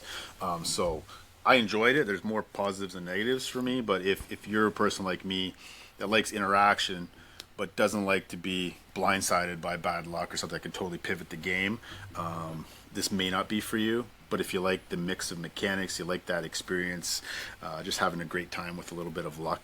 But it's not all luck. I think the majority isn't luck. You can mitigate the luck in many ways. I think you'll enjoy this one a lot. It's not one I'll probably have in my collection, but I'll be happy to get whooped by Matt at the table every once in a while. Yeah, for me, I said this earlier, a movie will teach you how to watch it, and if you go in with that expectation, you could have a lot of fun with it, and that's it for me. I'm fairly flexible in the types of games that I like, and for me, going into this, knowing that it can be swingy and have those big stand-up dramatic moments, I go in expecting and wanting and looking for that, and for that reason, this game completely hits for me. I guess we can jump into our ratings immediately here. It's a 9.5 for me. Making it a 10 would just be if they could find a way to clean up the rules a tiny bit and just cut maybe 10-15% of the whether it's the rules overhead or the gameplay and the minutia of, well, what happens in this scenario, what happens in that scenario. If that could get cleaned up a little bit, that's kind of just the tiny bit that is maybe missing for me. But I have it really high up there, and with a few more plays, probably in my top 10. Nice. Did we lose Tim again? We did. That's good. We're still recording on our end if you want to do yours while Tim's going to connect back in. Wow. What about you, Jason? Wow, 9.5 out of 10. Okay. Well, again, small sample size for me. I've only played it twice. And, it wasn't exactly the most memorable experience for me. But I'm trying to be as objective as possible. The reality is, for me, a game like this, the ceiling is probably like an 8. So I'll give this a 7.5 out of 10 in spite of having some bad luck my first 2 rounds. As I step out of that experience, look back, there's a lot to admire about this game. So, and it might go up with more gameplay, maybe getting a win under my belt or 2. We'll see. But I'll give it a solid 7.5 out of 10 based on my limited sample size.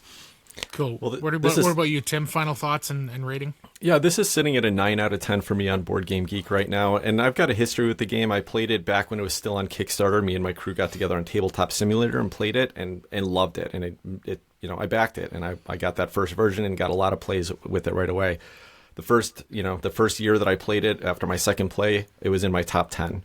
When we do our annual top 50 list on our podcast, it was up 7, 8, somewhere like that. Second year, after several more plays, it sat there. But it has been harder to get to the table. It goes long. It doesn't always fit into every game night for some of those reasons. And so it started to sink for me a little bit. And I think I moved it from a 10 rating down to a 9.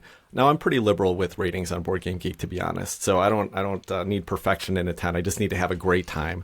And Wonderland's War has given me a great time most of the time. But it sunk just a little bit. I think it's a great game for the right game group. But and for me, I really have fun playing with it anytime I can get it to the table. But it's got its little warts. We'll see if it sticks up at a 9 for me in a year or 2. It might be a little bit lighter than that if I continue to find it a challenge to get to the table.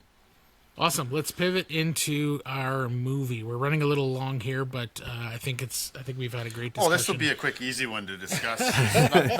no depth whatsoever to a Charlie Kaufman script, right? Yeah, you're right. This is hopefully It's just a light, comical Jim Carrey movie, right? Like Liar Liar. Oh wait, no, it's not. Yeah. It's an existential, very deep, conceptual. Yeah. So the movie we're talking about, as we mentioned before, is Eternal Sunshine of the Spotless Mind. Released in 2004, directed by Michael Gondry. Michel Gondry. Michel yes. Gondry. Yeah. The French spelling of the name. Stars Jim Carrey, Kate Winslet, Kirsten Dunst, Elijah Wood, Mark Ruffalo, and Tom Wilkinson. So the cast is pretty stacked there too. Screenplay notably by Charlie Kaufman, so we'll discuss that a little bit more as we go along here. And then in terms of awards, Kate Winslet was nominated for lead actress, and Charlie Kaufman won for original screenplay. So Jason, I'll let you give us the quick synopsis of Eternal Sunshine. Yeah, so here we are 20 years later. We're recording this fall 2024, so this is a big anniversary movie for this film that's been beloved by many, including, I think, all of us to certain degrees here today. It's hard to really explain this in a nutshell. I hope most of you have probably seen it. If not, spoiler alert, it's impossible to talk about a movie like this without spoiling it. Yeah, we're going to do maybe just quick general thoughts. Then we'll get into spoiler territory, and we'll put that in the show notes so you can avoid that. But Jim Carrey and Kate Winslet, they play the leads. They have a romantic relationship. Jim Carrey's character is a man by the name of Joel Barish. And basically, he's heartbroken that his girlfriend, Kate Winslet's character named Clementine, heartbroken that his girlfriend has underwent a procedure. So in the first third of the movie, we see that she's having this procedure to erase him from her memory. Decides to do the same. However, as he watches his memories of her fade away, he realizes that he still loves her and may be too late to correct his mistake. And so this is a memory piece, and it's not a linear story whatsoever. It kind of bounces around from different perspectives and different timelines, and that might seem disorienting or jarring to you on first watch or maybe rewatch. But I think the beauty of a movie like this, and any Charlie Kaufman movie, is that when you revisit it, you see different tidbits and things that maybe you missed on first viewing. So it's a romantic movie, it's a drama movie, but it's sort of this surreal, sort of fantasy sci-fi element to it as well. That's where some of the minor characters come in play. They run this business to help people sort of erase memories related to certain relationships or characters throughout the film. So that's just kind of the broad sort of strokes. There's a lot of places we can go in our discussion. Matt, where do you want to go first on this one? Yeah, we'll just start with our overall thoughts without getting into any more specifics, just for the folks who might not have seen it, because there's just lots there that could be spoiled that we don't want to ruin for anybody. This is, to be honest, I've only seen this 2 times. I watched it when it first came out. It immediately became one of my all-time favorite movies for whatever reason. I guess at the time, 20 years ago, being a young man, I probably didn't view this as a very rewatchable movie. Now being a little bit more mature and being more of a appreciative of film in general, being a cinephile, I immediately wanted to rewatch it a third time after watching it just a few days ago, and I intended on doing that for this podcast. I didn't get around to it, but I'll probably, despite that, watch it again at some point in the next little while. This is probably one of my favorite movies of all time. And I think last night solidified that for me, or not last night, but a few nights ago when I watched it, solidified that for me. It is one of my all-time favorite movies. The performances are amazing. I love a movie if you can extrapolate the fact that Shyamalan's one of my favorite filmmakers. I love a high concept movie that really strains your idea of what a narrative movie is and how to digest a film. If you can give me a high concept situation that I can kind of try to wrap my head around, whether I can actually fully do that or not, I just love that that challenge. I love when a movie can challenge me in that way, and Eternal Sunshine absolutely does that. I think again, really surprised me. I remember being really surprised at how incredible he was. This was a new twist or turn for him. This is Yeah. not a typical Jim Carrey performance, right? Up until this, it was like, well, he's Ace Ventura, right? Yeah. He's this goofy guy, right? Yeah, and I was really impressed. And again, watching it a few days ago, really impressed with the performance that he put through there. And Kate Winslet, I mean, we expect that from her. Didn't necessarily expect that from Jim Carrey. And yeah, I just like the visuals and the way that they tell the story. I don't want to spoil too much, but I think is just like really, really fun, while being really deep. And I think that the themes, not just the themes of the film, but also the execution of how the story is told, is so complex that I'm not even sure I still fully understand it to this day. I just know that I loved the challenge, and I loved trying to decipher and put all the pieces together, not only of the narrative, but of the emotional side of things. That's just really complex and interesting. So yeah, one of my all-time favorite movies, and I can't wait to watch it again. Wow, this is quite the pairing for you. One of your favorite. I know, absolutely. You're in your glory here today. Yeah, as I'm like looking at the show notes and finished up with Wonderland's War and like scroll down, I'm like, oh yeah, Eternal Sunshine. Like this is fun for me. I'm the for Debbie sure. Downer today because this actually dipped a little bit down upon rewatch for me, but we'll get there. But Tim, you mentioned off camera that you watched this as an in-flight movie recently, so this is a revisit for you. What were your thoughts? I had seen it, of course, when it first came out. I saw it multiple times, and I still have some memories of because I watched this back when DVDs and Blu-rays were a thing, and so of course they're making special features. So I even remember some of the filmmaking, tips and stuff like that were from that. So I saw this right when it came out. Probably saw it in the theater. Probably saw it on DVD several times. But then I really haven't touched it for 20 years. And I think this was on one of my recommendations for the list. Partly because I wanted to revisit it, and partly it came to mind when I was thinking of some favorite movies. So it was highly, rated from past Tim, at least. So what I did is I had a flight this week, a couple flights, and I downloaded it from Amazon Prime and watched it on a plane. Now, you got to give a grain of salt that when you're watching a movie on a plane, it's always better than the movie actually is. So I try to put that into my perspective here. But of course, I knew what I was getting into. It was a fun revisit, I'll say that. And if we're not getting into spoiler territory, let's stick to some basics.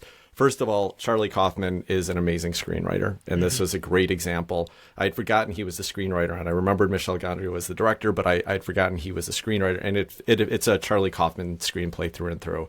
And we'll talk. We talked about M. Night Shyamalan and his inability to stick the landing sometimes. Well, that is not a problem that Charlie Kaufman has.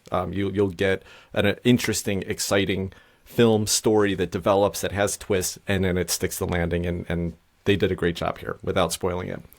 The casting on here is very interesting because it's got such a great supporting cast of characters and actors. I think some that I was probably introduced to, or maybe one of the first introductions to, and these performances held up really well. Tom Wilkinson as the doctor is one of my favorite understated performances by him, with just a little bit of humor, a little bit of humility in there.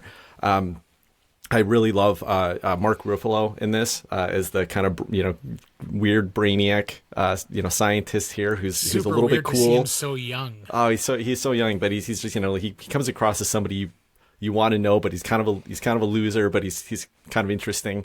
The creepy Elijah Wood coming off his Lord of the Rings. Go probably back to the Shire, man. Yeah, which he's played plenty of creepy characters like that since then as well, which is interesting. He's kind of leaned into that. And then, surprisingly for me, Kirsten Dunst, who I'm not a huge fan of her stuff, but this was one of her exceptional performances, I thought, and maybe she's just in it enough to get that experience. But I love the supporting cast characters. This reminded me, probably the movie is, when you look at the acting talent on it, this reminded me of High Fidelity a lot, in that the most standout scenes in the movie are from the supporting characters interacting with each other, the humor that they bring, the different perspectives that they bring versus the main actors in it. But since we're talking about main actors, Kate Winslet is fantastic in it. I think why she stands out here and deserved that that nomination is that she's such a different person in this role than she typically, she plays a lot of characters. She's great in everything she does, but she really stands out here is that,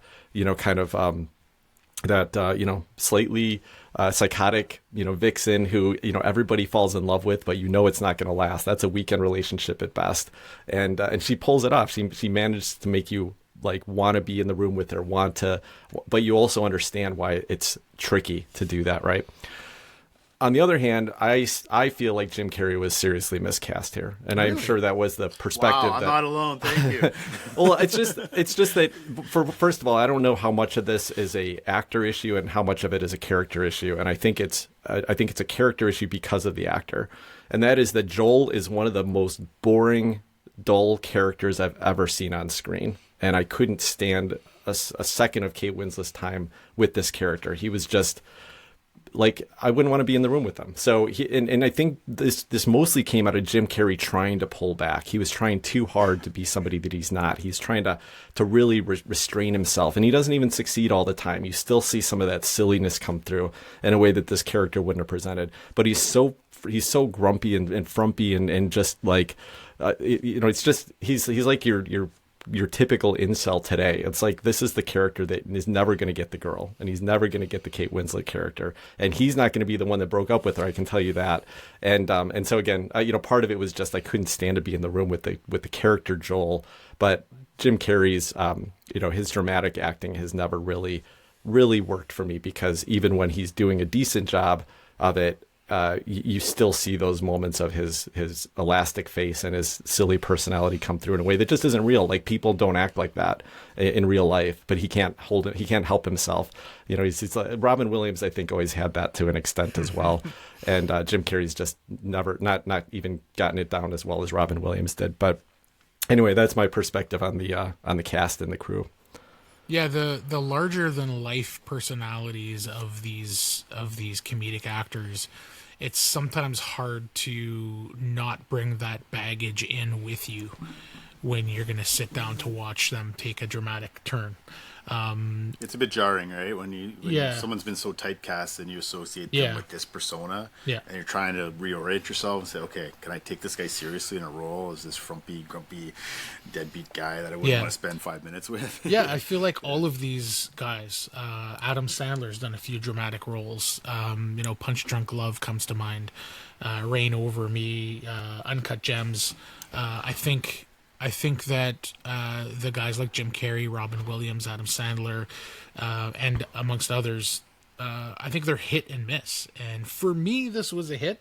I think you're absolutely right. The character is completely boring and dull and not exciting, and I think that's the point. I think that's, when we get into spoilers and deep into the plot, I think we can circle back to that. Yeah, sure. Whether or not Jim Carrey is the right person to portray that, we can agree to disagree, but I think the script is intentional in making this guy like that. Yeah. We can circle back to that once we hit spoiler territory. I just like your general thoughts. Overall, big fan of the movie? I will say I definitely still enjoyed it, and I thought it held up. I thought it, aside from Jim Carrey's performance, was probably the only turnoff for me. But I thought the movie, the screenplay, even the production of it, the pacing, it feels like it could have been made this year and still would have stood out as a great film. So it stood up. I had a really good time revisiting it. Yeah. I'll be the contrarian a bit there, Tim. I'll push back just from my perspective on the supporting cast. For me, tonally, that kind of took me out of the flow of my rewatch. I'm just having Jim Carrey's maybe not the perfect guy, but I'm intrigued with this relationship between Clementine and Joel. But then all of a sudden we're Elijah Wood stealing panties and all this other stuff's going on. I was like, well, wait a minute. What, is this a different movie here? I just felt like it took me out of the flow and the mood and the vibe for that sort of middle act. I love the first act of this movie. I love the last act, but I find it meandered a little bit too much, and tonally it was kind of a bit all over the place for me on my rewatch. Still a very good movie, and I'm going to endorse it along with you guys, but that kind of took Maybe it was before or after a game of Wonderland's War, and I was already grumpy myself. But well, one of the things that was interesting, I just read a little bit of the trivia on this as I was kind of checking out the IMDb page again, and they did say that Joel and Clementine's characters and their script was pretty well, was rehearsed, and it was very practiced, and it was written for them. The supporting cast was improvised to a great deal. And you probably see that a little bit. Like I would guess, especially they said between Elijah Wood and Mark Ruffalo. And I would guess that scene where he says, "Oh yeah, that he stole her panties."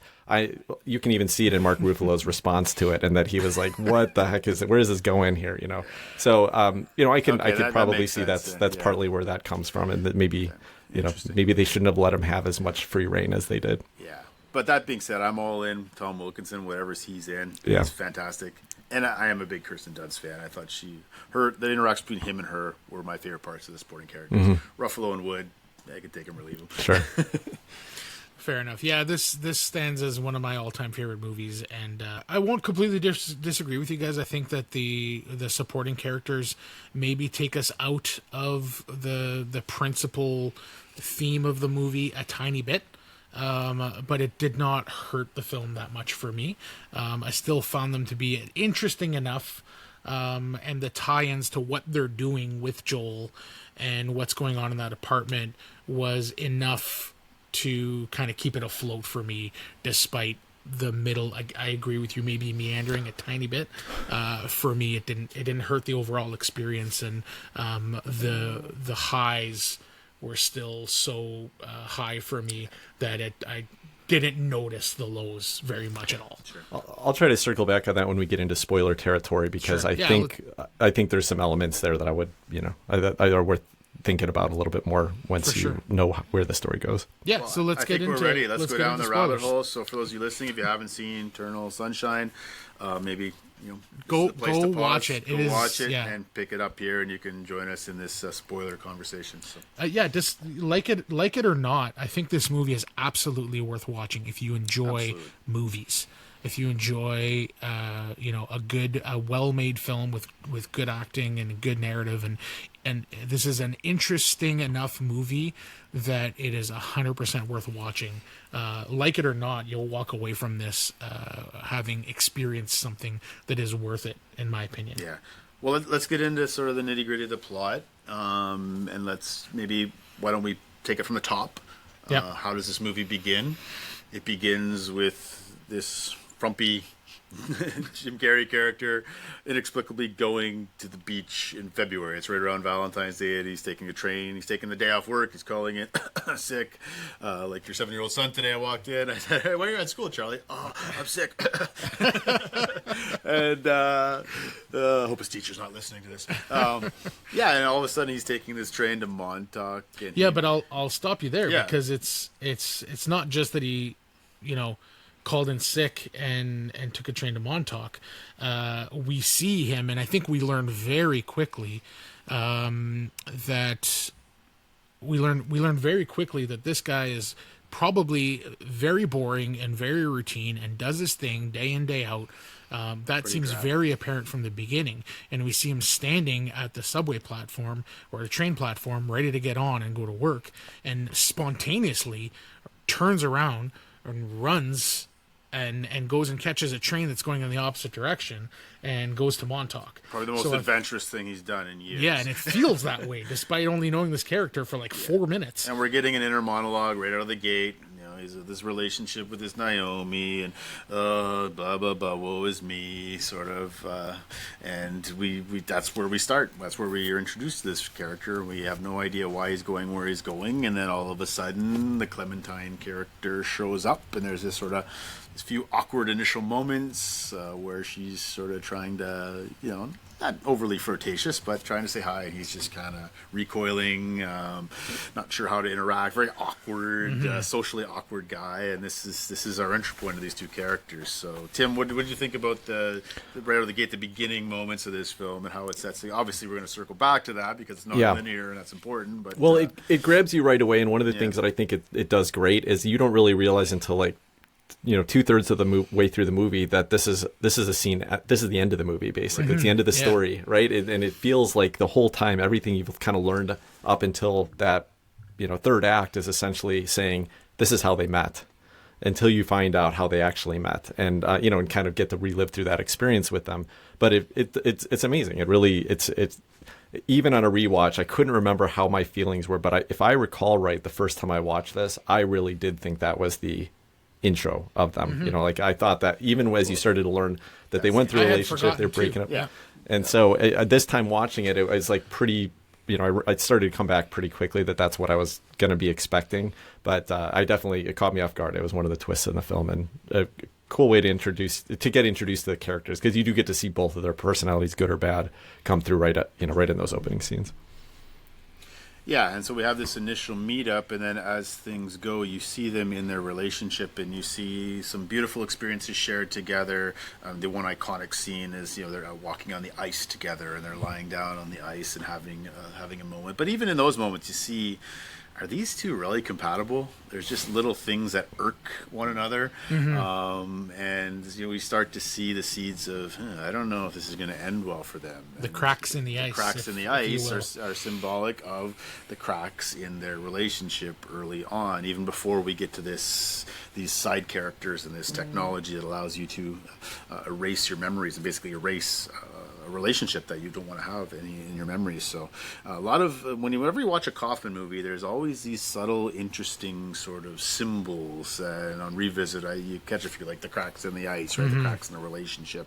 Early on, I said it right in the intro to the podcast today, where Jim Carrey, as he's on the beach, he says, you know, sand is overrated, it's just a bunch of tiny little pieces of rocks. That's a very important statement in this movie. It's subtle, but it's very important, because the whole movie is about the significance of what is seemingly insignificant, and not tending to those significant, insignificant moments in your relationship, in yourself.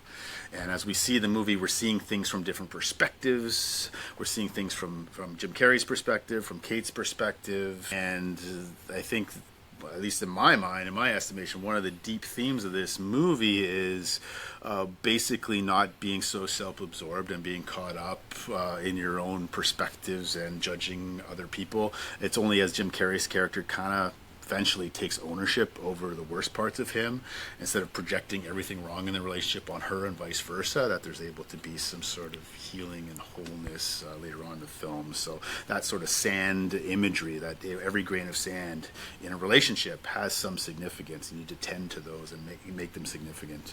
And that's been my experience, you know, in my marriage and in my closest relationships as well. So I think that's the beauty of a Kaufman movie, right? There's just layers of things that you can go deep. So not to wax too philosophical, but what else did you guys see, and maybe some of the symbology in the movie, or where do you want to go? For me, the movie, the main theme of the movie for me that stuck out is it poses the question. I'm not sure it answers it. It might leave it to us to answer it as the viewer, but it poses the question. That famous kind of, stereotypical, better to have loved and lost than never to have loved at all. And that's part of the script that comes out. And I think that's the primary theme of the movie that at least stuck out to me. And I think for the most part, answer to that question as far as the film puts forward, I think is yes, it is better to have loved and lost and experienced those moments. But they gave him a shot at redemption, so he didn't fully lose it, even if he doesn't have the memories of it. And maybe that's that, you know, essentially what's going to happen is that he just went through that, and he remembered those moments that didn't work for him. But is he going to turn it around? And he said even at the end, he's like, I don't know if this is going to work, but you know, I want to try. Yeah, and what is love, right? Like, love is messy, love hurts sometimes, it's awkward, versus, you know, then you get the Elijah Wood character who's just trying to fabricate things. He's just trying to take the place of Jim Carrey's character, and it's all scripted, and there's nothing authentic about it. He's trying to court this Kate Winslet character after the memories have been erased, and that he can just kind of be like a standee in the Wonderland's war game and just kind of fill in for Jim Carrey. But even you can tell that, you know, it's wooden, it's not authentic, it's not vulnerable. It's and empty. even Kate Winslet's character, it's just hollow. It's surface right? level. It's surface empty. level. It's hollow. There's no spark there, and even though her memory's been erased, she sort of pushes this person away, because there's something even deeper. Even after the memory race, and some of the coolest parts of the movie are in his subconscious mind, as he's trying to hold on to some of these memories, and he's meeting her in these different experiences, going right back to his childhood. And like a Kaufman movie, there's all this surreal stuff, like he's an adult baby under the table, and there's just it goes wild and off the rails. Yeah, so just to kind of bring it back to the narrative. So we basically, the first act, or the pre-credit section of the film is their first day together. And they spend, the whole day together. They go to the Montauk, they spend some time on the ice, they go home, they separate, they call each other, and you have this kind of meet cute day that, I think does a really great job, as far as I'm concerned, is setting up this like romance that is fully believable, and you can see that there's some negative stuff there, and they both have clearly some mental health issues that they would, they need to probably handle them individually, but there seems to be this yin and yang situation where she's super impulsive and this big personality, and he's completely the opposite. And does this work for them to put themselves together? And you can see a world where it does, primarily because like I fell in love with Kate Winslet in that first act. Like, absolutely. She's charming, she's fun, she's funny, she's exciting, she's beautiful, she's all of these things. And Jim Carrey is sort of the opposite, that kind of maybe fits right into the yin to her yang. So we see that first date, and then more or less the next kind of part of the movie is where we find out that Clementine has gone through this procedure to erase Joel from her memory.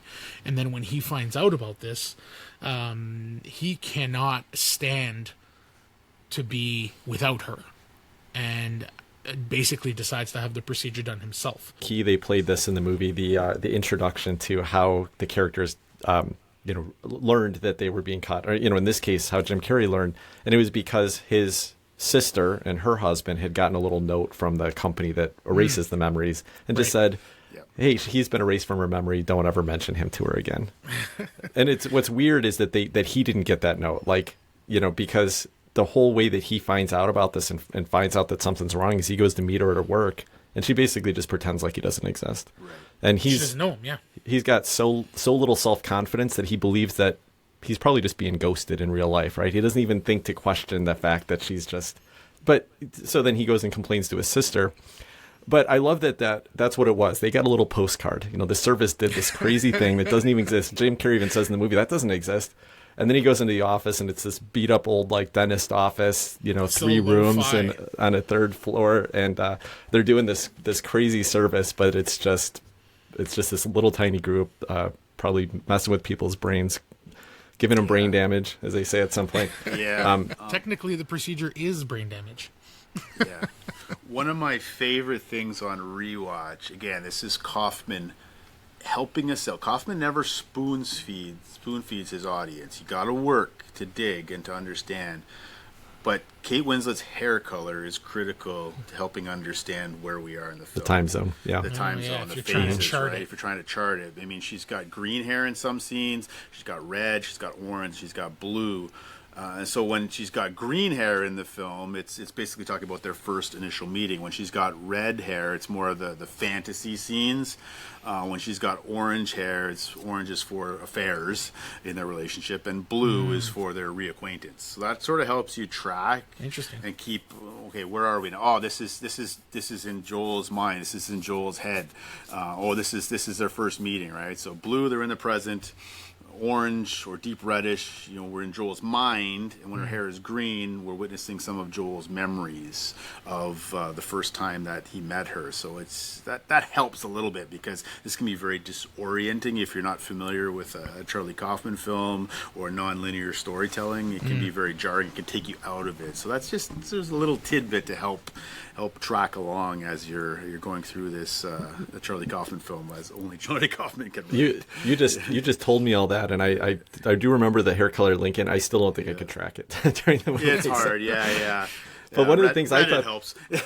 one of the things I thought they did well here was even the introduction to Elijah Wood's character, where you first see it. He's at the end of that first date, and she says, "Let me go get my toothbrush. Can I stay at your place?" And I'm just thinking, man, I want to be Jim Carrey right now. She's going to come over, and we're going to crash 100%. On the couch, have a wonderful 24 hours, And then that guy, this Elijah Wood, it's an actor we all recognize, but we're like, who is this guy? He's like, can I help you? And so it gives us this weird scene, but then you start to get reintroduced to Elijah Wood over the course of the movie. First, you don't see his face the first couple times, because just like Jim Carrey, he doesn't know who this person is. He's like, I've got some memory of his voice, but it's the first person that he sees kiss Kate Winslet at the bookstore when he goes in. She pretends she doesn't know him or doesn't know him at the time, and then later, he's in the doctor's office, but you never see his face in there when Jim Carrey's first in there and starting to go through the procedure. Elijah Wood drops some folders on the floor right as he's walking into the scene, and so you don't see his face, and so you don't actually get to then learn who he is until they're working on Jim Carrey at night in the procedure. And as we're starting to meet this character, and hey, he was in that early scene, then Jim Carrey's starting to get those links as well, and starting to put the pieces together between that person he met and the person that was with his girlfriend and the person who's working on him. So he's warning her in his subconscious about, stay away from this guy, or he's not what he seems. Yeah, and it's interesting discovery. Because some of those scenes are Joel's memories that we're actually seeing, where he's putting the pieces together. And there's even a scene where at this point he doesn't know Elijah Wood's character. He just knows that this dude is kissing his girlfriend. Mm-hmm. And so I think they're in that doctor's office, and he goes up to him, and Elijah Wood's facing the other direction, and he grabs his shoulders and he spins him around, but doesn't have a face. This is just the back of his head just continues to stay towards Jim Carrey, and that's one of these visual elements that I think is so creative and so interesting. And if you clock and chart the parts where Jim Carrey knows the person and doesn't, it probably all connects and makes a lot of sense, but I just haven't kind of been able to put that together myself. Well, that's one of the other things I think that from a storytelling perspective that Charlie Kaufman did great here, is that once you find out that you're in Jim Carrey's memory, there's two things. One is that everything kind of gets discovered in reverse, because they're talking about what's getting erased. It's the newest memories that are getting erased first. So we're getting introduced to their actual relationship, the pre-memory wiping relationship, in reverse. We're seeing the worst parts first, and then you start to get into the good parts. So that's pretty interesting. But the other thing is that they let Joel actually interact in his dreams. So instead of us just being, and him being a passive viewer in this experience, he tries. He doesn't usually have the opportunity, but he tries to actually take charge and be involved and change what's happening and learn from it. And it's interesting how his memories, even when he's talking with Tom Wilkinson and asking questions about it, Tom Wilkinson's able to interact with them, but only to the extent that Joel's got that memory or that knowledge in his memory still. Right, because of course the doctor is not the doctor. Right. It's just a memory. It's a figment of his memory. Of what Joel knows about this doctor, right? So he can only have the information that Joel already has in his own mind. Mm-hmm. This is where, for me, this is the crux of the movie, that I'm just like smiling from ear to ear as we go from memory to memory. Like the Cheshire Cat in Wonderland's War. That big grin. Yeah, exactly. Yeah, just like loving all of this like high concept stuff where he's going from memory to memory, and he's trying to hold on to these memories. And there's one line that stuck out to me where him and Clem are under the sheets and they're having a good time, and he says, please not this one, please not this one. He wants to hold on so bad, and that's the first time where we realize, like, okay, he's interacting, he's conscious of what's going on, and he wants to hold on so badly. And he wants to love at that point goes from love and loss, and he wants to hang on to that loss because he wants to hang on to the good parts of that too. So that scene and is one that really stuck out to me, and that's the moment where he starts to try to hang on to these dreams, or not these dreams, but these memories. I keep calling them dreams, probably because I'm in Wonderland's war mode here, but he's trying to hang on to these memories of Clem, and so he decides to, or he and his version of Clem decide to try to hide from the procedure by going to shameful places. So he goes to like some childhood memories, and he goes to these different areas where we get some really wacky kind of visuals.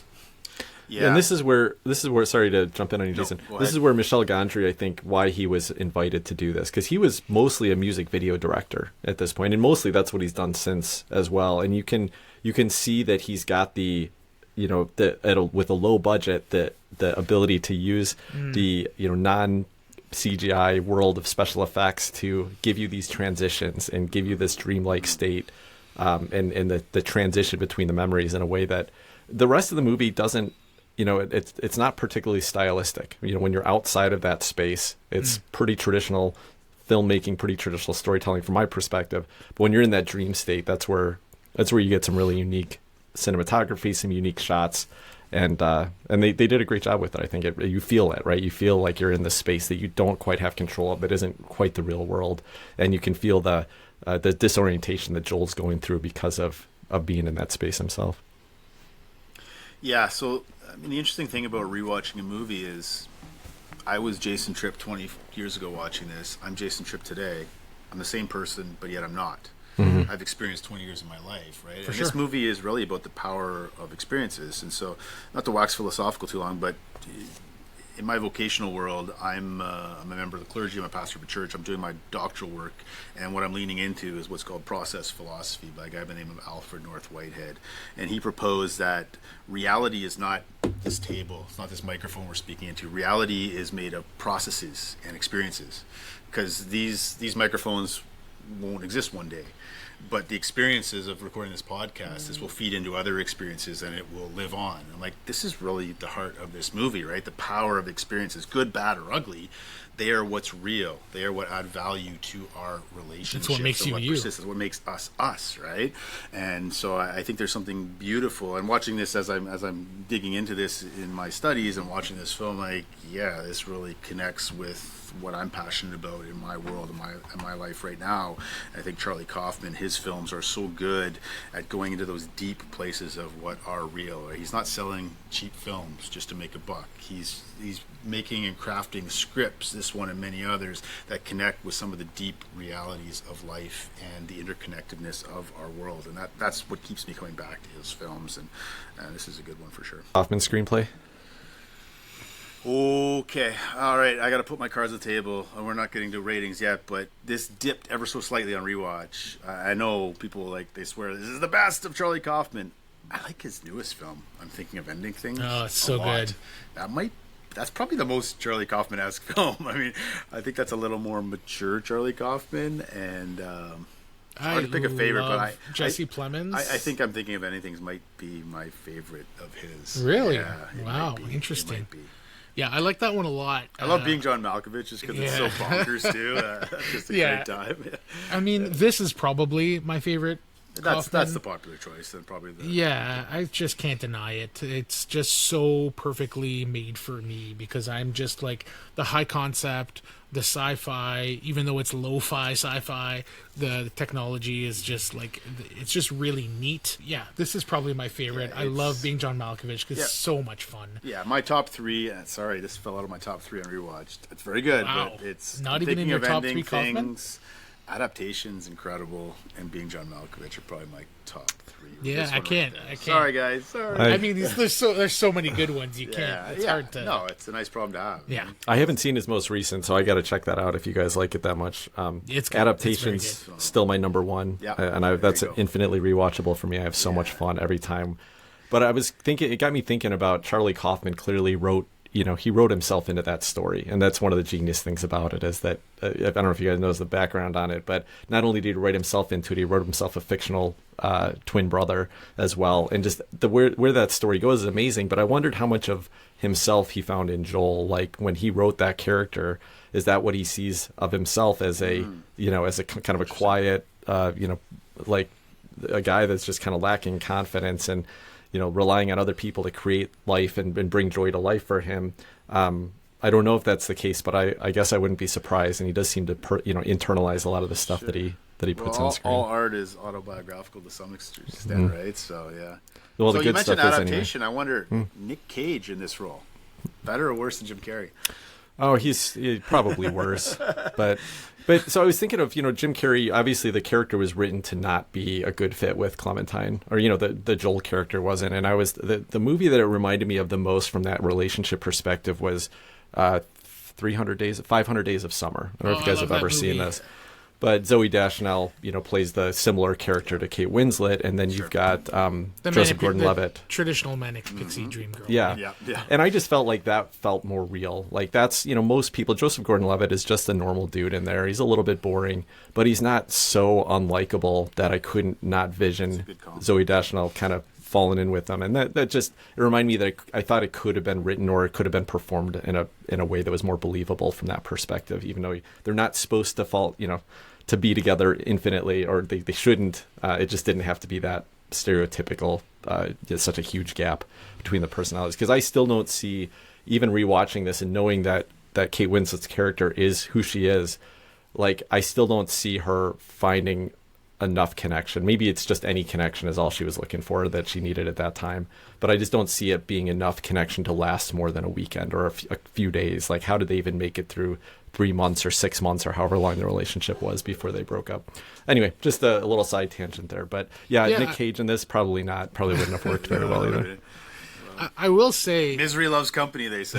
There's a lot of misery to go around with these two characters, right? Yeah. For sure. I will say I don't, and there's no way to prove this, but something tells me that if this had been Jim Carrey's first role, that opinion might be different.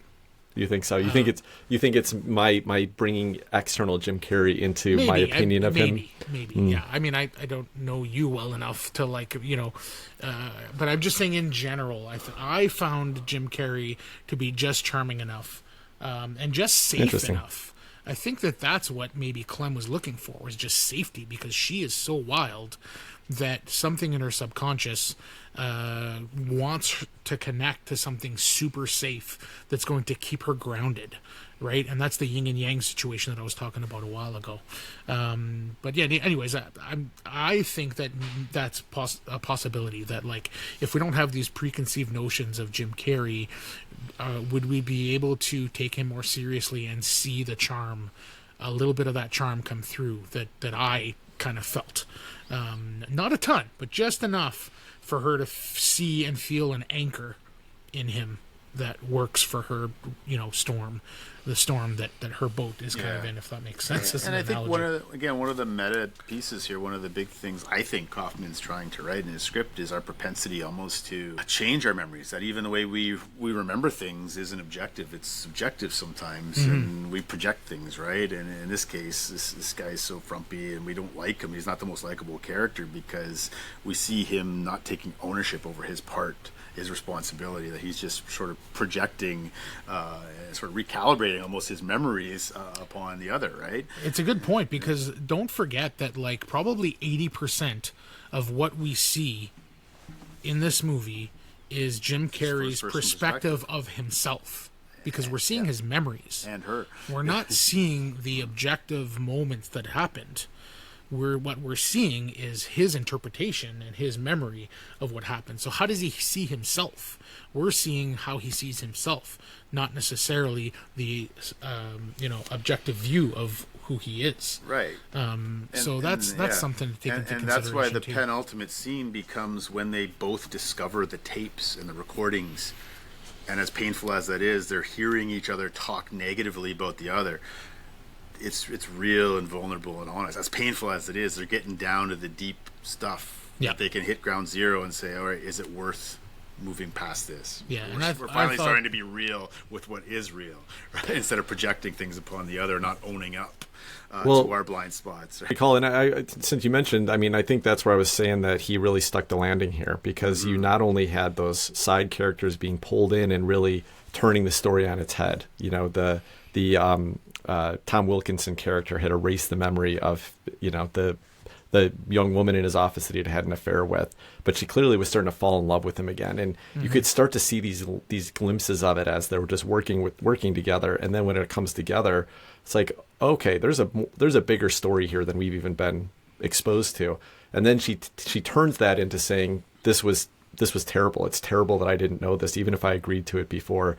So now I'm going to share this with the whole world. And that final scene where he's in the car and she puts the tape in, and she's like, how does he feel? He's known her for like 15 hours, and all of a sudden this woman's clearly playing a practical joke on him. Yeah. And then, happening. and then he goes through the same thing, but they had just enough of that early romance, those butterflies, to say, man, this is crazy, but maybe it's actually worth it for me to just dig a little deeper and see if I can make this work. Really comes together in any case in my mind, where it felt like that brought the whole story. Those ending scenes brought the whole story, brought the whole meaning into a better place than just a sci-fi movie. it really does make you explore how important relationships are, how important it is to dig through the the trash at the bottom, the Hold on worst to those parts, experiences. and go and move forward. It kind of becomes a Linklater film, right? Almost like a Before Sunset kind of vibe at the end, which is beautiful. So Yeah, the ending completely worked for me and really pushed this thing over the top. They both just listened to each other, tear each other apart. Like the worst things you could possibly say to a person that you've been in a relationship with, they are putting it out there and hearing it. And I just felt so much tension from that. I was like, oh my God, this is so painful. And yet it's like that spark prevails somehow, and they look at each other in the hallway and say the most powerful words in this entire movie is, she's like, this isn't going to work, we're just going to end up in the same situation and it's going to be miserable. And Jim Carrey says okay, and she says okay, and he's like okay, and they both just say okay, like it's do it worth anyway. It's worth it. And I think okay is the answer to, is it better to have loved and lost than never to have loved at all? Because again, it's a super cliche, but at the same time, there's some truth there. And I think it's about holding on to your experiences, and your pains are worth it, even if it doesn't work out in the end. part of the human, to love and lose, you cannot avoid that in the human experience, right? So there's no avoiding both of those, right? Yeah. Part of And we've love said this is before, investing. the absolute best sci-fi is the sci-fi that teaches us and explores what the human experience is.